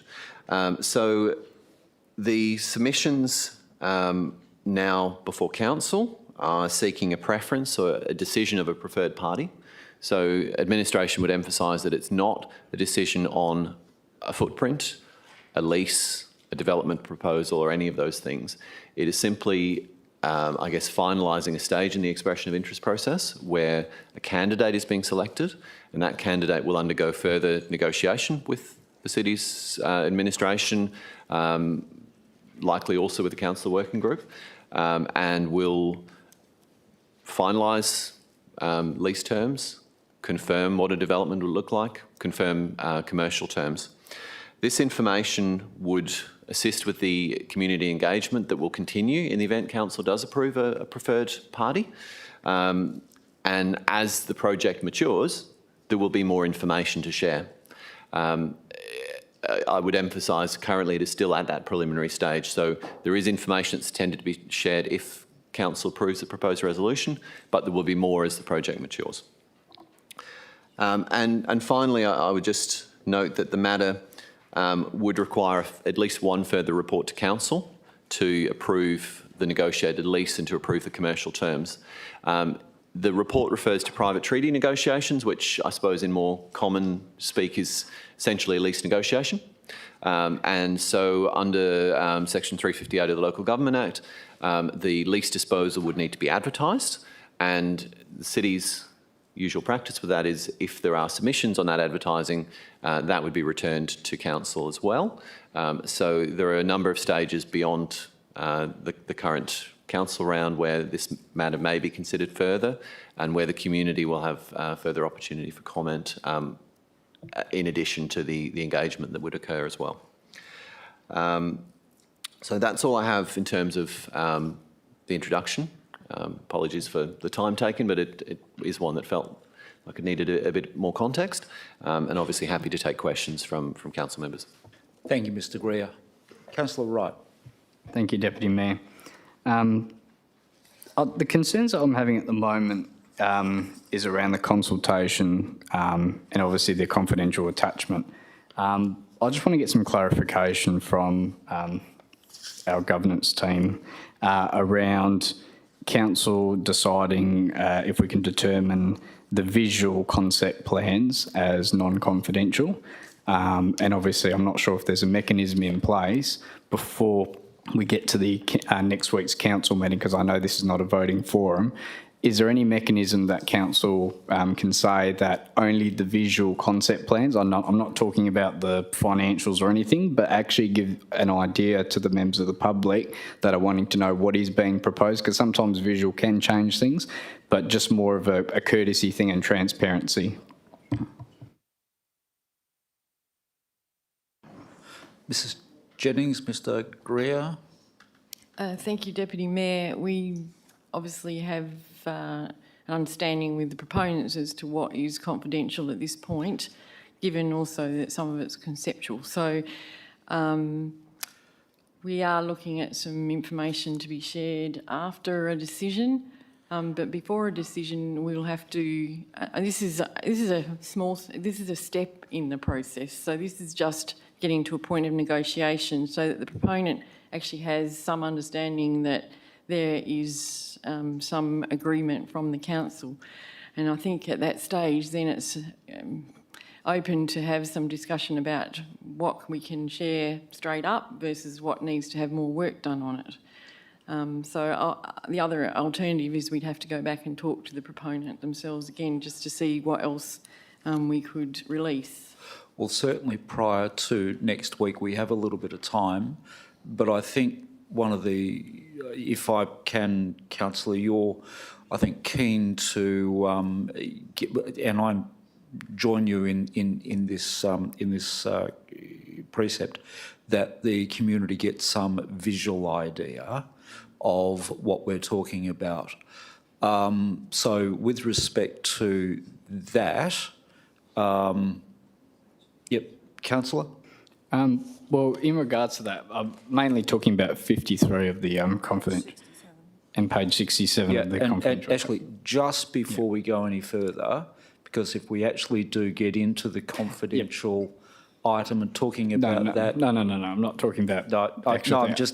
What I'm doing is, not just for yourself, Councillor, but everybody else around the table, we will have to go behind closed doors. Yep. Okay. In regards to that, then, if before the next council meeting we can't get anything from that, can we push the item back then? Or not? Through the Deputy Mayor, we'll take that on notice and try and just talk to the proponent before the council meeting. Councillor, the other thing that I was going probably to foreshadow, and I'll raise that now, is that just an amendment to the recommendation for next week. Now, I'm not sure if other councillors have a similar view, that we do go back out to community consultation with the concepts. So as the community is well and truly aware of what we're talking about. So after part of my foreshadowed, and I'll get to it later, because I don't want to steal anybody else's point of view, that we do, as an amendment, go out to community consultation with the concepts. So there's... No, actually, just hang on, Councillor Baker. Councillor Sangali.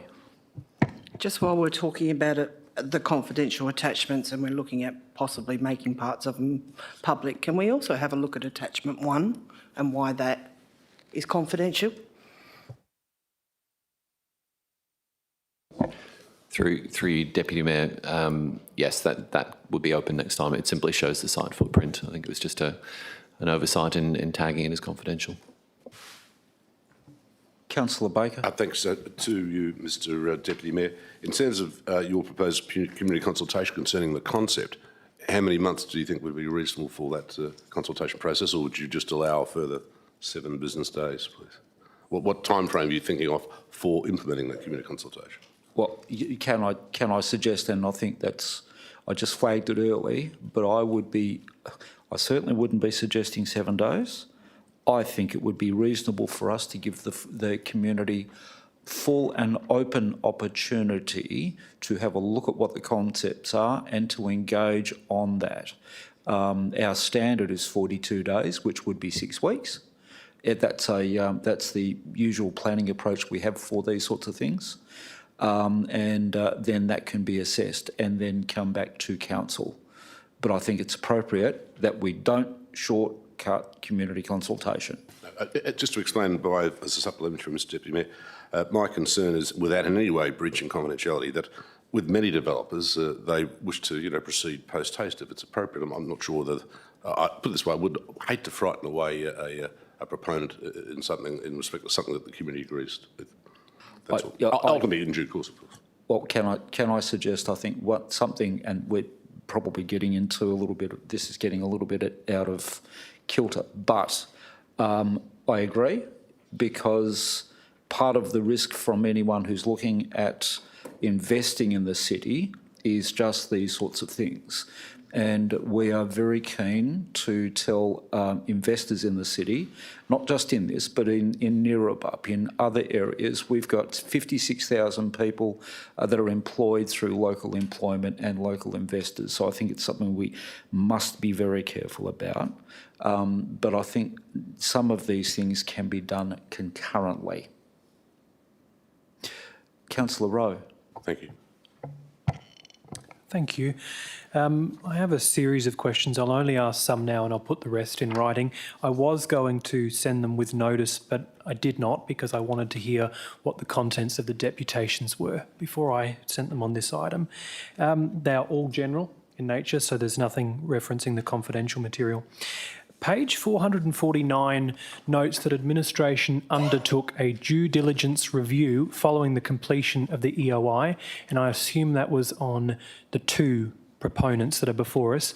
I just wanted to ask, because it's I suppose a corporate phrase, I wanted to know what checks and balances are actually included as part of that due diligence review. That's the first question.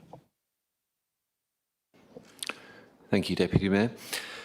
The due diligence review was undertaken to establish that the market was aware of the expression of interest process. It had been widely advertised. Obviously, the responses were fairly limited, and it was a matter of understanding, was the market, for instance, other potential parties that didn't submit, had they known? And secondly, why did they not?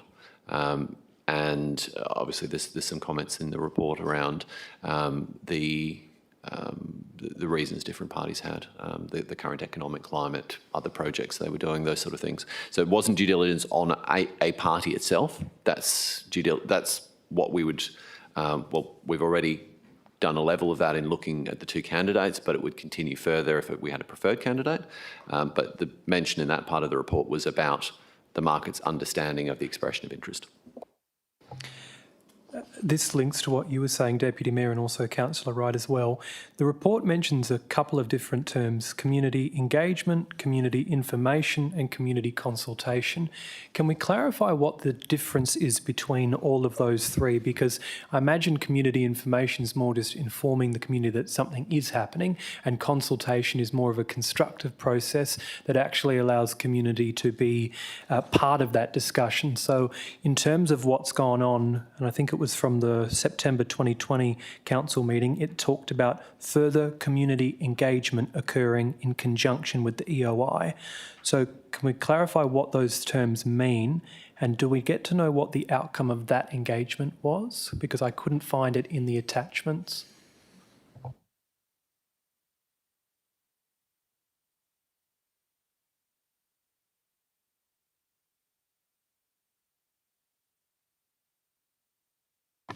Through the chair, the main work since September 2020. Sorry, let me get my dates right. 2020. Yep. It was the work we did with forming an advisory group. We had a terms of reference went back to council, and we also had advertised for people to go on the advisory group from different kinds of areas of interest. And there were 4 workshops held, starting with at the site, walking around the site, also hearing from other caravan park proprietors, etc.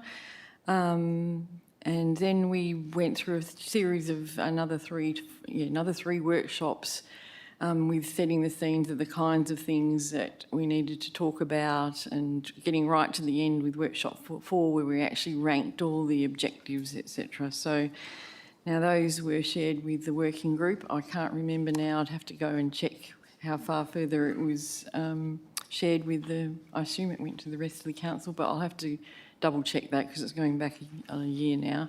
But yeah, we have got all those documents. So.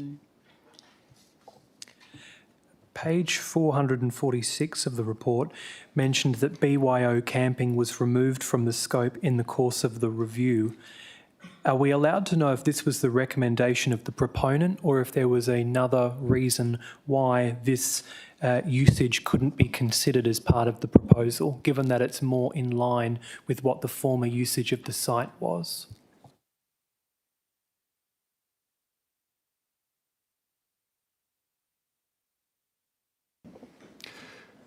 Through you, Deputy Mayor. Essentially, the discussions with that proponent were that they had actually been unsure whether the city was actually seeking an expansion, and they optioned it as BYO camping and potentially expanding if that's what we'd actually been asking for. When it was clarified that that was not, it was actually something the city saw as a concern, they, I suppose, clarified or reduced that scope. And likewise with camping, they haven't ruled it out, but they've indicated that it's not their preferred business model. There are some compatibility issues between camping and a more glamping related option. So, yeah, it's probably more a case of the proponent has clarified what their real preference is, which probably provides some benefits in that it means the development is on the site and it's more focused. And the last question, I know this will come up more in terms of the lease negotiations, and I don't know if this project actually has to get to a development application. I'm sure it will be sorted out then, but I do want to flag it as a concern, raised as a question now. The September 2020 report confirmed the importance of adequate internal parking, and I wanted to know what that term actually means, because the proponent intends, and this is in the public report, to accommodate enough parking bays for its guests. But does this include guests at the function who are not staying on the site? And can the overflow parking next to lot 211 handle the extra parking pressure, given that particularly during the summer months, it'll be taking cars from the beach users, from the surf club members, from diners at Portofino's, and then people who are attending the weddings or other functions potentially at this site? I know that'll all be sorted out at the leasing stage, but because it's present in the report, I feel it's incumbent upon us to be asking some preliminary questions now. Thank you, Deputy Mayor, and thank you for the question, Councillor. Parking is clearly a concern for the community. It's a matter that has been made clear this evening. It was made clear during the advisory group phase. It's noted in the expression of interest document. It was also made clear in September 2020. There were quite a number of community questions at the time. There is comment in the report around the further investigations the city will be doing.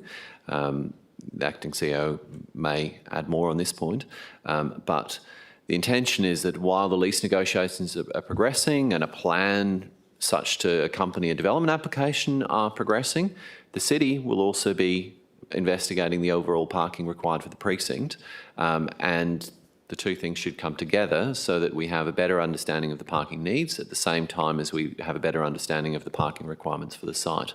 That would mean council will be well informed when a lease report, if and when a lease report is provided for consideration. Councillor Parker. Thank you, Mr Deputy Mayor. Sorry, James, thank you for those questions and thank you for answering them. Just another one that I actually want to thank the community members for being here tonight. And something that perhaps we can do in that foreshadowing of that amendment is, and that's something that I wanted to ask if was possible, when we do have that community engagement, one of them, can we please have it on site, have the pictures up so that people can see what's actually going to go on, and actually put it in place just to give surety to the residents as well, exactly what's going to happen, and not sit in another office where it isn't, where they can actually not see it. So really important, and if possible, could we have it there on site? That would be really good. Thank you. Through Deputy Mayor, that's precisely why with the advisory group we started with the workshop being actually on site, so that we could really get a feel for where the old area was, where the good bush is, etc. Because at that time we needed to understand all those issues. So we can certainly do the same again. We had the workshop first in the Surf Life Saving Club facilities, and then walked the site as well. It's an absolutely great idea to do it again as well. All right, thank you for that, because it has changed so much. I think it's really important. Thank you. Councillor Baker. Thank you, through the chair. Just a question to Mr. Greer, if I can. And if you could assist me, Mr. Greer. My understanding is that the current site referred to as the former Queen's Caravan Park site is not its full site. It's only the residue of its site. My understanding is that 2 large parcels of land were excised off from the original parent site, and that what we now have before us is not the original footprint of the caravan park, but rather the residue. In other words, what's left over after the excisions I've referred to. And the excisions being the excision for the Portofino's Cafe cum restaurant, and the separate excision, I think, which was for the Queen's Mandari Surf Life Saving Club Community Centre. Is that the case, or were they on a totally different parcel of land and nowhere within the footprint of the original footprint of the caravan park? Through you, Deputy Mayor, when the site of the former caravan park is discussed, I guess what it's intending is the site as at or in the years before the closure. Historically, the land parcel would have been larger. There would have been buildings in other places. Looking at historical Landgate aerial images, you can see that. But the area that's shown in the what is a confidential attachment but won't be next week is based on the footprint of the site as of the early 2010s when the decommissioning started. Just in terms of coincidental timeline, that footprint, does that at that point in time, Portofino's was constructed or was not constructed and open for business, and the same with the Surf Life Saving Club and Community Centre? Surf Life Saving wasn't finished, right? But I think the separate titles had issued for the 2 parcels of land following their excision from the original parent parcel of land, correct? Sorry, through you, Deputy Mayor, and apologies, Councillor, I'll just add a comment briefly and then I'll end. The land is all on one title, one freehold title. So when we talk about parcels, the parcels are the leased areas, but they're actually all part of the one land title, the one land parcel, which is lot 211. So if I can, supplementary, so those usages, so to speak, or those excisions, even though still on as leases, nonetheless, those usages did absorb part of the area of the land that were constructed on part of the area of the land of the original parent site. Correct. The original area, we're told, accommodated 64 car parking bays. I'm not an expert, but I couldn't see it accommodating 64 caravan parking bays today, plus or caravan and car as well, side by side. Councillor Sangalli, I know you're dying to get in to answer that question. You have some detail. So the historical boundary of the caravan park is still in situ. You can see the historical boundary of the original caravan park. The buildings that you can see when you look at old photos are in fact our old church and community hall, and they are also our old public toilets that used to be there. The road that you can see is the road that led to the caravan park off of Queen's Road. It was not part of the caravan park. It never was part of the caravan park. It was always a community use area. Sorry, Councillor Miles, you did have the call first, but I don't think anyone was going to get in front of Councillor Sangalli. No, ward councillors always come first, Deputy Mayor. My question comes to the recommendations. I just want some clarity. Obviously, 1, 2 and 3, totally understand. Number 4, you're saying authorises the Chief Executive Officer or nominee or Chief Executive Officer in conjunction with the Queen's Rocks Caravan Park Redevelopment Working Group to enter into a private treaty negotiations with Heritage WA Investments. So I'm reading that is that you're going to be using our advisory group to help you work through the private treaty negotiations. Is that right? Through you, Deputy Mayor. So the private treaty negotiations are the lease negotiations, but one of the aspects of that, for instance, will be, as mentioned in the resolution, the scope of the development proposal. So for instance, the plans that would ultimately accompany a DA. There'll be opportunities for the working group to provide some assistance during that in similar processes for other sites. There's been opportunities to give some feedback on designs. If a party has an option between 2 scenarios or 3 scenarios or materials or things like that, it gives the opportunity for council members to provide some feedback. That's essentially the intent. But the other part of it is that once a lease has basically been agreed in principle, informed by that process, then it still has to go back to council and still has to have compliance with the public notice requirements under the Act. No, I understand the council would have to obviously duly endorse the lease at that time. I was just trying to understand you were going to be using the working group along with obviously yourself to do the private negotiations with Heritage WA and the working group. That's the way I'm reading the recommendation. And I just find that you wouldn't normally have a working group working with the lease arrangements. Through you, Deputy Mayor. It wouldn't be a case of the working group negotiating the lease. That wouldn't, that I agree, that isn't the normal approach. But where there is an opportunity to frame the city's position or to frame a development scope, design plans, again, those sort of things, that would be, I think, a good opportunity. The working group has been involved in this process for a very long time, and members of the working group, have probably a particularly long history with the project and understanding the community and what they want. It's a good chance to provide feedback on that.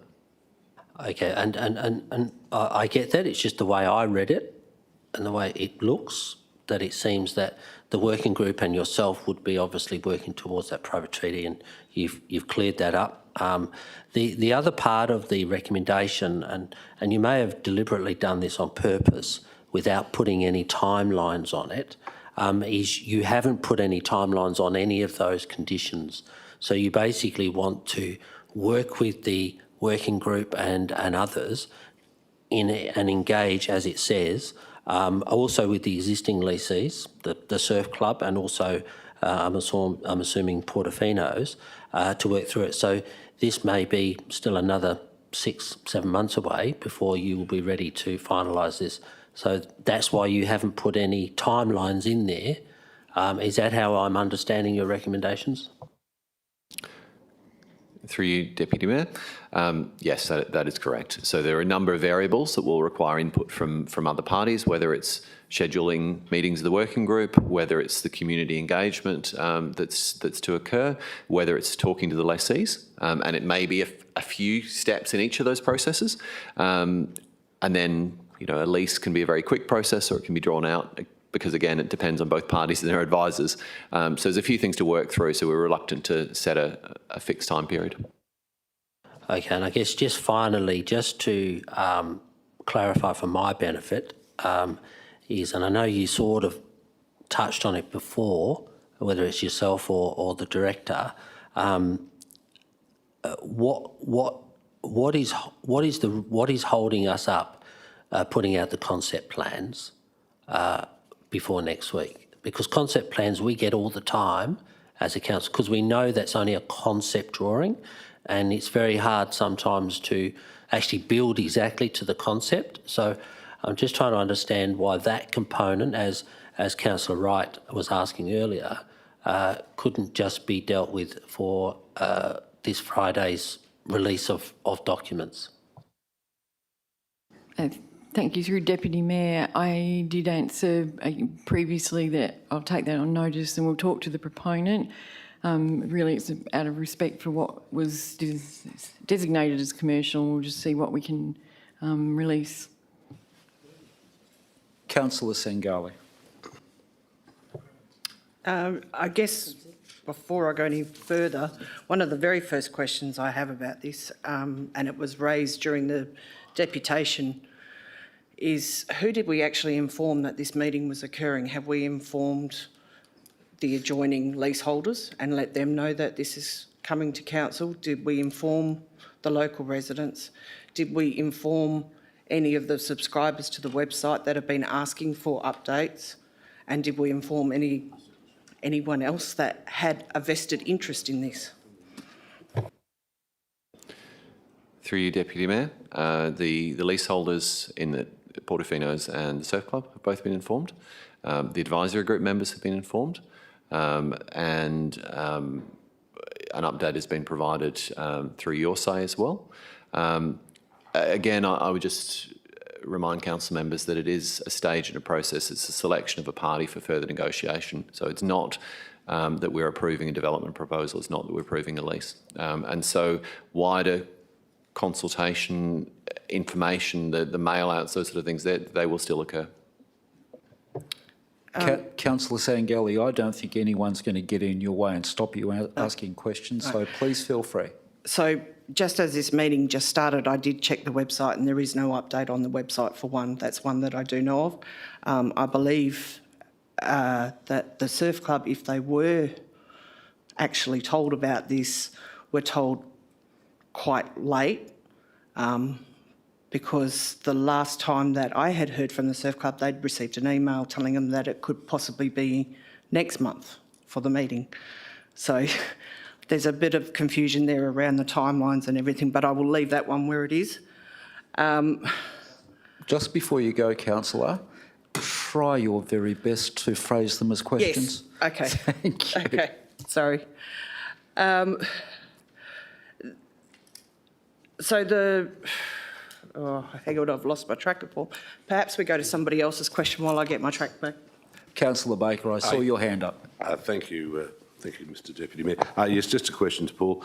Paul, in terms of the proponent's interest, so to speak, in terms of the copyright of the concept, and of course the concept drawings, of course, are super concepts, so to speak, without going into detail, without in any way describing them. I think you'd agree, and this is the question, I think you would agree that it would be commercially prudent of you to run past the proponent the release of the concept drawings, for that matter, and also and a consideration that the proponent may have is whether or not hypothetically a competitor could see the concept drawings, copy them, and approach the city privately from their field, and we'll get a new EOI from their field. It's quite common, particularly these boutique developments, not just in Australia, but in Bali, as you're probably well aware. There's a lot of copying goes on, and often down the track it's very difficult to prove breach of copyright when it comes to architectural drawings, and even, for that matter, concept plans. Thank you. John, I'm struggling to see the questions in those ones, Councillor. Though, can I say from my observation, a glamping tent is a glamping tent. Sorry, Councillor Parker, I had next. Thank you, Deputy Mayor. Please, could you also confirm that ultimately the decision would have to go through WAPC as well? After everything, it still has to go through WAPC. Through Deputy Mayor, the development application definitely has to go to West Australian Planning Commission. So, Councillor Wright, yes? Well, I just wanted to foreshadow an amendment as well. I've noticed tonight there has been a lot of inconsistencies around community consultation, and I'd actually like to add a point in here actually about bringing that specific policy around community consultation back to a forum, just for the future progress of this item as we go along, but also for other projects that are happening, if that's possible. I don't know if that's the right forum to bring it up in. Yeah, possibly not, but I would suggest that the acting CEO has just taken that on board. But we can work on that with the amendment. Councillor Sangali, you have gathered your thoughts? Well, one of them at least. Thank you. Councillor Miles made a valid point before about the timelines on the recommendations and no timelines being on there. And I note actually from going back over the notes of previous meetings that parking has been raised as an issue pretty much right from the very beginning. It's been raised as an issue. And this report here is the first report that I've seen that actually recognises that there's a parking issue, which by my own timelines, that's taken 6 years just to get to this point. So my question is, how long will this parking review take? Will it be completed before we go and sign a lease? And is this parking review going to look at not only the impact of removing the overflow parking bay, but introducing a function centre? I'll go to the acting CEO to probably pick that point up, Councillor. Through you, the Deputy Mayor, the parking associated with any future development for the proposal at hand will be considered as part of the development application for that particular site. Regarding the wider parking issues which are related to the existing facilities there, such as Queen's Mindari Surf Club and Queen's Mindari Community Centre, restaurant, cafe, a beach use, and a swimming enclosure, which is at the moment we are using the overflow parking for that purpose during summertime. All of that, we have started to assess that parking requirements in line with our own policies and considering the status of this particular site. That may take about 3 or 4 months to analyze the exact parking, analyze the previous data, and look at the policies requirement and how much parking is required at that site. My understanding is previously when the Queen's Mindari Community Centre was constructed about 5 or 6 years ago, the parking assessment was done at the time as part of the development approval for that extension, and additional parking was provided at that site. So we will pick up from that point and understand what has changed since then, and in line with the policies, what's the parking shortfall is likely to be, in keeping in light of all the facilities we have there. Yep, Councillor Sangali. Just relating to parking, so for every land use, there is a recommended amount of car parking bays. Can you tell me what the recommended amount of car parking bays is for a swimming enclosure? Through you, Deputy Mayor, I will have to take that on notice. That's part of the review we are undertaking. As I said, each facility will require a certain level of parking. We'll look at all our coastal facilities and the other associated policies and determine the parking required for that particular site. Councillor Sangali.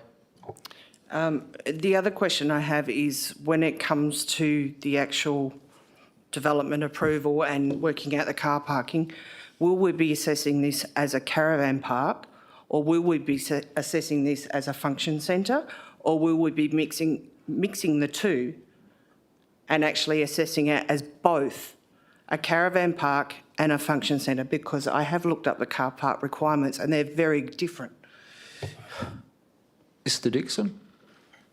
Thank you, and through you, Deputy Mayor, each component of a development application would be considered, and overall the parking requirement for those different components would be ascertained, and that would be effectively the overall parking provision, noting that in some instances there's opportunities for reciprocal parking, so we would look at that and consider in the context of a particular site what the requirement would be. Councillor Sangali. Just in the case of reciprocal parking, if there is already a parking shortfall, how would reciprocal work?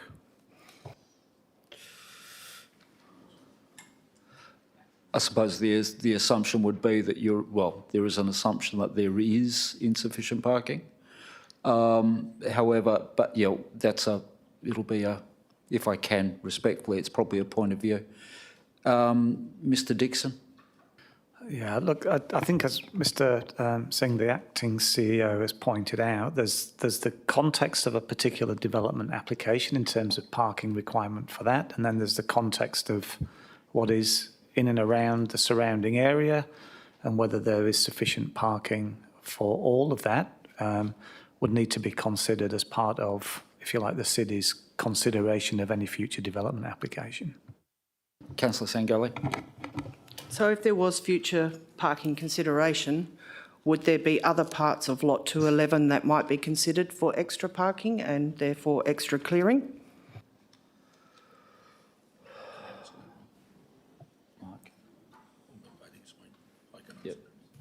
Mr. CEO, acting CEO. Through the Deputy Mayor, I think we need to understand the exact shortfall, and then we look at the options where parking can be provided.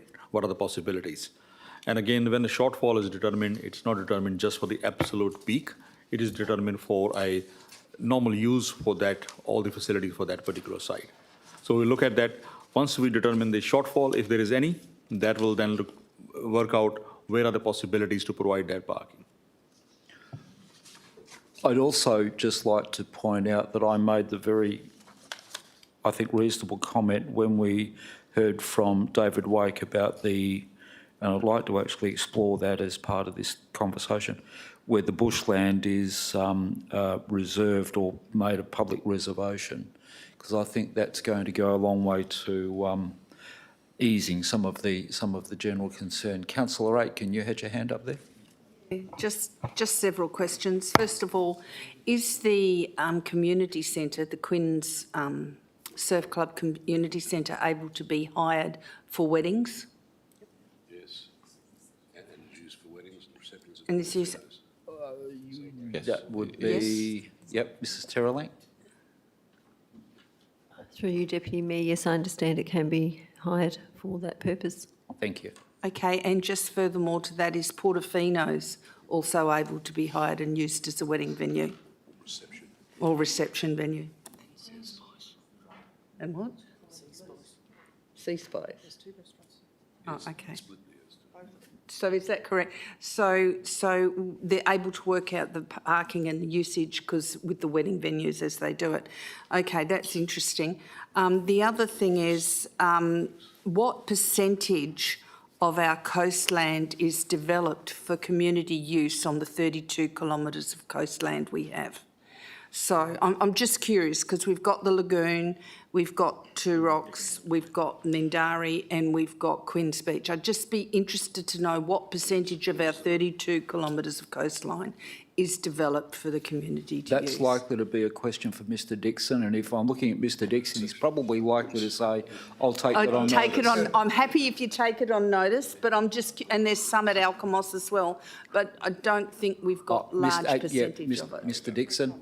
I'd like to say 13.4%, but I'm not going to say that because I'm going to take it on notice and give you a definitive answer. Awesome, thank you. Right, councillors, any further questions on this item? Yep, Councillor Sangali, you would surprise me if you were going to be that quiet. I just note that in the actual report, reference was made in the CMCA report about noise, and there was a concern about noise. But I did notice that when we talked about the glamping side of things, we actually didn't address the type of noise that could come from a wedding being held outdoors, from music being played in a tent that is a function centre. We didn't actually address any of that within this report, and I'm just wondering why we would do it for one but not the other. Mr Greer. Through you, Deputy Mayor. In the case of the CMCA, the particular concern was the requirement for generators and so on, so it would be a case of all hours potentially generators going. In the case of the glamping scenario, I mean, there are noise restrictions that apply at particular times, but also I suppose it's a use that's closer to what might be happening at weddings and functions at other sites that are already there. Councillor Sangali. Just on the generators for a start, I believe environmental health laws actually govern them as well. But every single park that I've ever been to that's ever allowed generators has park rules, and they never usually go past 8 p.m. Could we confirm publicly with CMCA what time they are required to turn off their generators? Because that would be handy for the public to know. On top of that, I'm just wondering, could we locate a wedding reception venue anywhere that's actually required to turn off their sound at 8 p.m?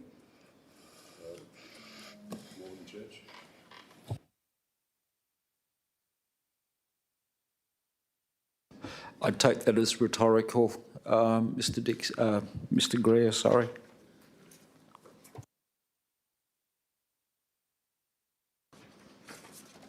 Councillor Herridge, well done.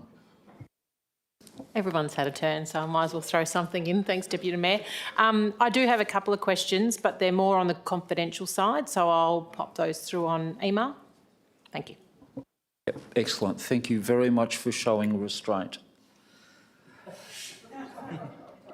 You're surprising me, Councillor. Councillor Sangali. I'm just wondering if we are going to go into a confidential session, whether I have to ask for that now or we could do it at the end of the meeting once. We will be going into, we have to have a discussion after the meeting on another matter once the gallery is cleared. So it may be worthwhile doing that at that point. Yeah, because I do have some questions on the confidential attachments. Okay. Yep. If we're happy to do that at the completion of the meeting after public question time. If we can. Councillor Baker. Just a quick query, a clarification, I'm sorry. This new matter, is it a formal new agenda item as such, a late confidential item? No, it's a briefing, Councillor. Beg your pardon? It's a briefing. It's a briefing on a legal matter. And it's not a part of the agenda. Right, councillors, are there any further questions on this item? Thank you, councillors. We then move on to, we go back to item 4.7. 4.8. Oh, Councillor Miles on 4.7. Yeah, real quick one to Ms Jennings.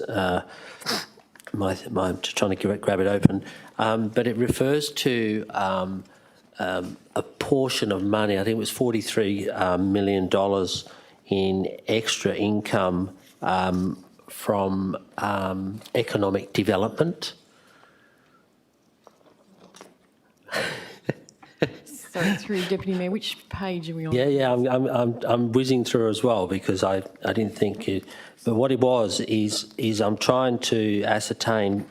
Here it is on page 332 under other revenue. It says miscellaneous revenue related to advocacy and economic development investment attractions of $53,000. Sale of product income of $45,000. Is that limestone? Calcium carbonate.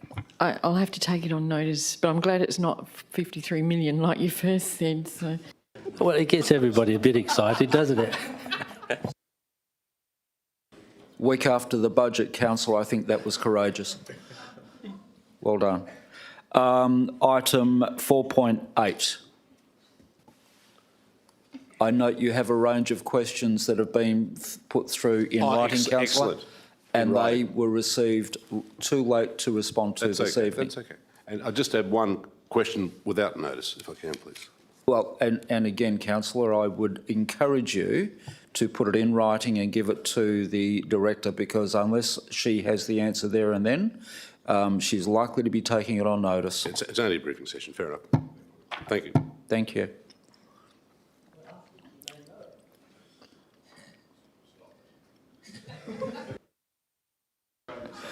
Thank you, councillors. With that, we've completed corporate strategy and performance. We then move on to item 5.1. That's motions on notice. There is a motion on notice from Councillor Wright. He will inform us about that next week. Item 6 is late reports. There are nil late reports. Item 7, public question time. We have some questions that have been provided in writing from Mrs. L. Bucknell in Mindarie. They've been responded to in writing as well. Actually, there have been a range of questions that have been received in writing and been responded to as well. Are there any further questions from the public, please?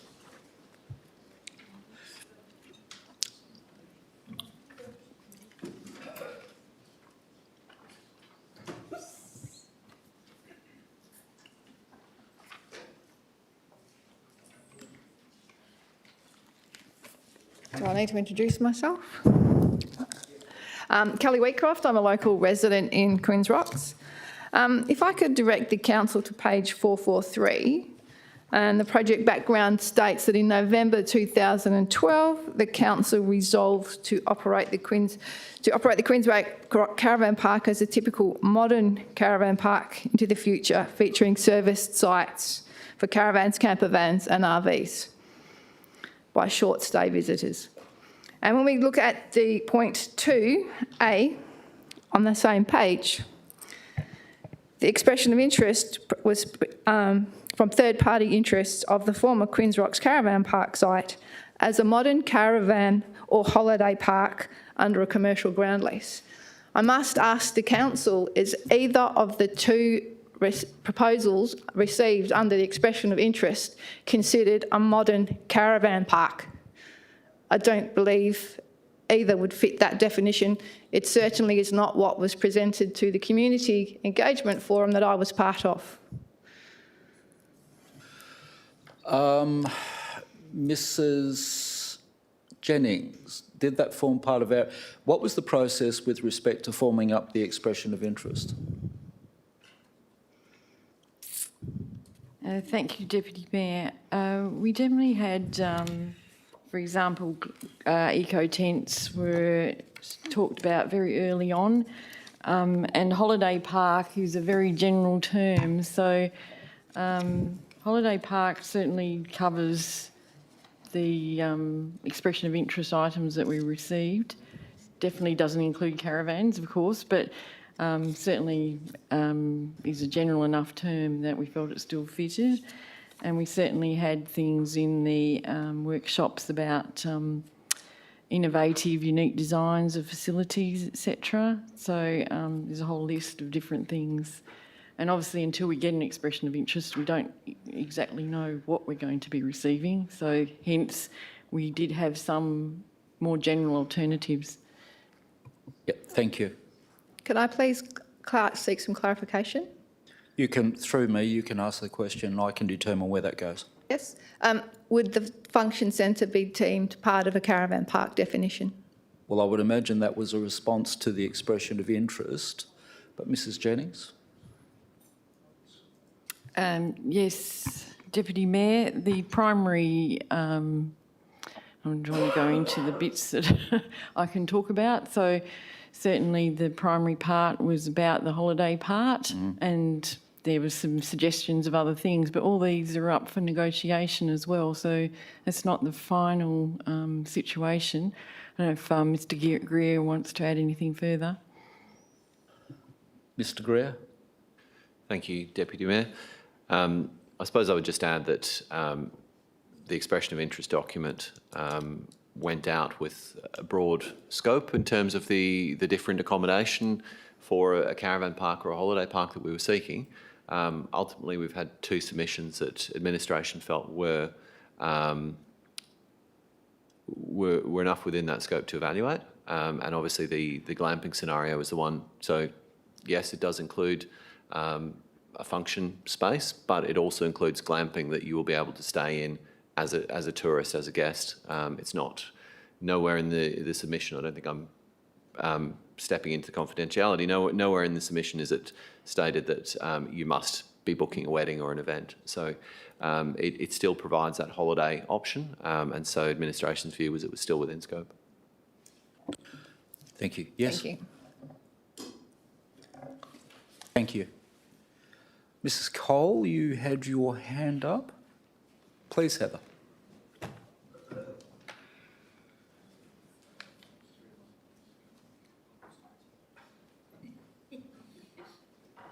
It's an obstacle course. You do it just on purpose.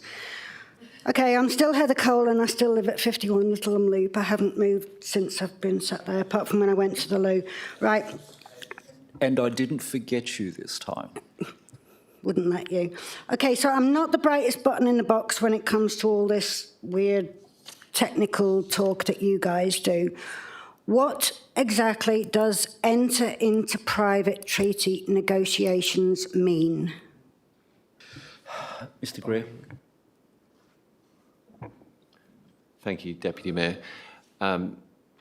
It's a good question because private treaty is terminology. It's used in legislation. So it sometimes slips into the reports as that sort of technical term. Basically means to negotiate a lease. So the lease would be the term, the rent, the footprint, the area, to finalise all of that. So when I mentioned when I was presenting the report earlier that would need to go back for a further council approval, it would mean all that would be known and stated when it goes back to council. The only thing that might not be might be some of the, occasionally the commercial terms like rent are not stated, but the footprint, yes, that would be stated, and the term, the number of years, that would be stated as well. So that's what private treaty negotiations are. Okay, so if you enter into the private treaty negotiations, does that mean that you're approving them? Mr. Greer. Deputy Mayor, again, that's a good question. Thank you for asking. I told you I'm... No, we sometimes, when we're in our own space that we know, we talk about... When you're in council speak, yeah. And particularly property and leasing, which I... Yes, so sorry if I was being too technical. It doesn't... So it can be conditional. In the same way, if you're buying a house, it can be conditional on finance approval. So we can agree to a lease as a document, but it's conditional on council approval. It can be conditional on development application as well. On another party side, they may say it's conditional on a board, if they had a company board or, other things like that. So it's not a case of it's agreed and then that's it, it's all locked in. There'll be a few things still to happen. Cool, all right. So you wouldn't go, yeah, okay, you've got it, before you've even actually figured out why they're being so potential and anticipated and this, that and the other without explaining things. I think it's probably fair to say we're a long way from that point. Okay. I'll put in an expression of interest. I'll pay you $1. Thank you. Thank you, Mrs. Cole. Mr. Tasker, yes.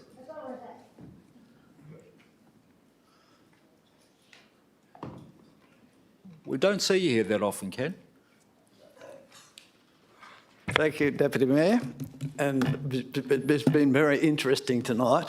And my wife's been chewing my ear here about asking questions, so I'll try and get it into one. But first of all, there seems to be some confusion. Is there only been one applicant or two? Because most of the discussion has been about the glamping and not very much about the CMCA.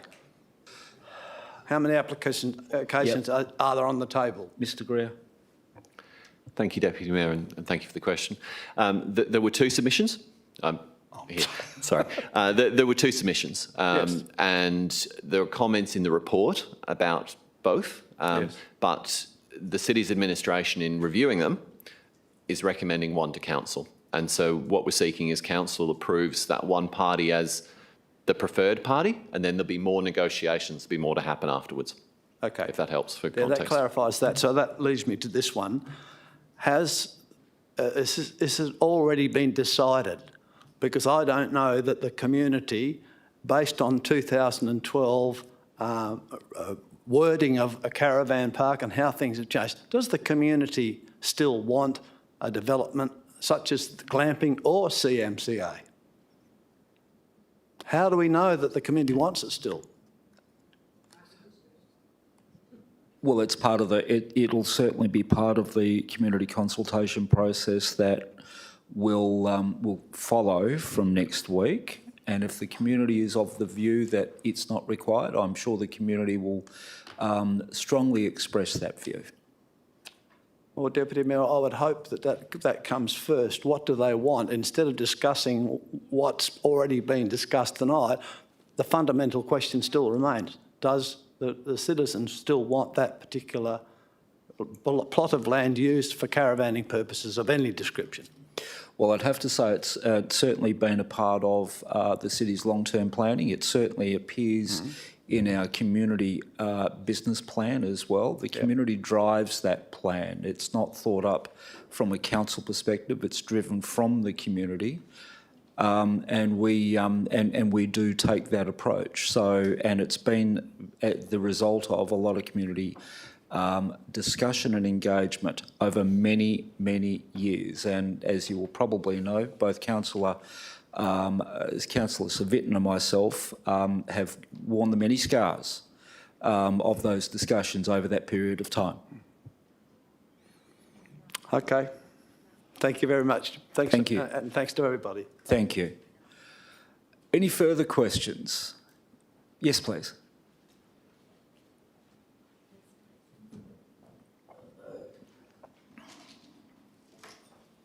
I guess my question is in relation to the rezoning. There's a few questions that I did ask and I had some responses, but I guess it's to do, I live in Carramar, and as many of you know, it's a really beautiful part of Wanneroo, and slowly it's been excised. You know, we're losing National Park, you know, and so forth. So what I want to know is if the special residential is rezoned to residential, will we lose our valuable bushland in that area? You've thrown me. This is something not about the caravan park. Sorry. Mr Dixon. Through you, Deputy Mayor, I think administration has provided responses in writing to this matter. So there isn't any change, even there's a change in title, but the provisions that are in place in the current scheme will run forward into the new scheme. But there is a detailed response in writing to that effect for your benefit. And I've got that, but it's concerns like there's provisions, there's proposals. That starts to tell me that that's just perhaps a beginning and then something might happen afterwards. So I think the intent, in answer to that, Deputy Mayor, is that if there is existing bushland within a rural residential context, the intent would be to only allow development within certain parts of a lot. So there's typically an area that's identified where the footprint where a building could be provided with the intent of retaining as much of the existing vegetation as possible. That's dependent on the context of each site, but essentially the provisions, the wording that's in the current scheme will prevail into the new zoning. So there shouldn't be any change from what you currently expect at the moment. That's all. Thank you. Thank you. Yes, please. Just to also confirm that there is a public question and comment time next week before the council meeting. And I hope to see everyone there. So just following up on my questions on page 443, part 2A2 says that any expansion to the development footprint of the former Quinns Rocks caravan site will be to the extent reasonably required for the commercial viability of a development. We've talked about parking tonight. What is considered reasonably required for commercial viability? I'm assuming you're trying to link parking with commercial viability? Well, there's lots of talk of expansion of this site, or the community does not want expansion of this site. Let's be honest, we've expressed it pretty strongly. We didn't actually get a straight answer tonight regarding the parking and the overflow situation. In summer, that place is a nightmare to get a park. And it says this definition of commercial viability and reasonably required are quite vague statements. It doesn't sound like expansion to me is off the table at all. No, well, I think I'm happy to deal with the facts of your question and other suppositions, yes, and work out what those suppositions and as whether or not they're relevant. The answer provided by the acting CEO spoke about the parking in the yes, area as well, but also the potential for the parking requirements in and around the area. The commercial viability of the, as was raised this evening, the commercial viability of the proposal doesn't relate to parking itself. That doesn't affect the commercial viability of that location and its use. So what I'm saying is the fact is we're talking about an option, and the supposition you've made is that parking might be linked to commercial viability. That's not the case at all. Thank you. And seeking further clarification, know when businesses are required to set up, they are quite often required to provide a certain amount of parking based on requirements that Councillor Sangeli indicated previously. So I'm a little bit confused how some of this commercial viability is not impacted if you've got to provide a certain number of car bays on an existing footprint. Wouldn't that reduce the land available for your operations? That typically would be in the business case itself, but it was also talk about complementary parking in other services. Mr. Dixon, would you like to just provide some clarity around that? Through you, Deputy Mayor. So our district planning scheme sets out car parking requirements for different land uses. So we're not at that stage, obviously, yet, but at the time that we get to, and if we get to the stage of a development application being lodged, that would be assessed against local planning policies as well as our scheme provisions, and we would assess the overall parking requirement based on what is proposed at that stage. And we would also consider, as I mentioned before, what is in the surrounding area and the opportunities for reciprocal parking. So when the beach is typically at its busiest, it may not be the case that the restaurant in the evening is obviously being used at the same time. So peaks and demands are in place. So what we apply reciprocal parking is to say that in some cases, where you have a multiple number of uses, the parking demand changes over the day, and so we can allow for an increase or a decrease in parking to reflect that. Can I seek further clarification, please? I suppose the best way to describe that is if there was a maximum amount of parking that's required for each specific use, you'd have about 3 or 4 big buildings with hundreds and hundreds of parking bays around them. That's simply not the way the planning system works. May I ask one more further question? So in summer, the sunset is relatively late, and therefore, particularly on quite warm days, the public attendance at that beach extends into the evening hours when patrons might be attending restaurants and function centres for a meal. So I would suggest that the parking requirements might overlap, and is that being taken into consideration? It certainly, if that had not been the case and have not been considered at this point, it certainly will be in the future, but I would strongly suggest it's being considered. Thank you. Are there any further questions? There being none, we move then on to item 8. Now, councillors, we can, I don't think we need a motion to go behind closed doors because it's not a meeting. But ladies and gentlemen, we will need to go behind closed doors to discuss a couple of items.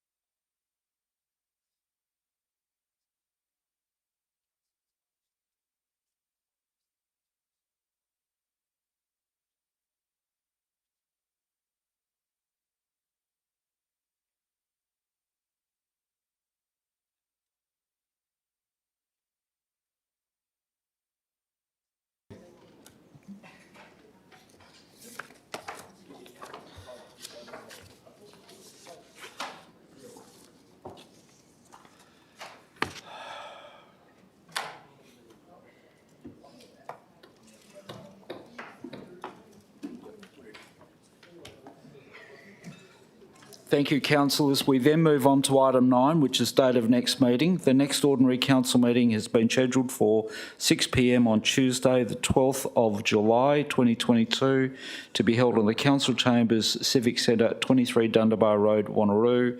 And item 10, closure. I declare the meeting closed at 10:20 p.m. Thank you.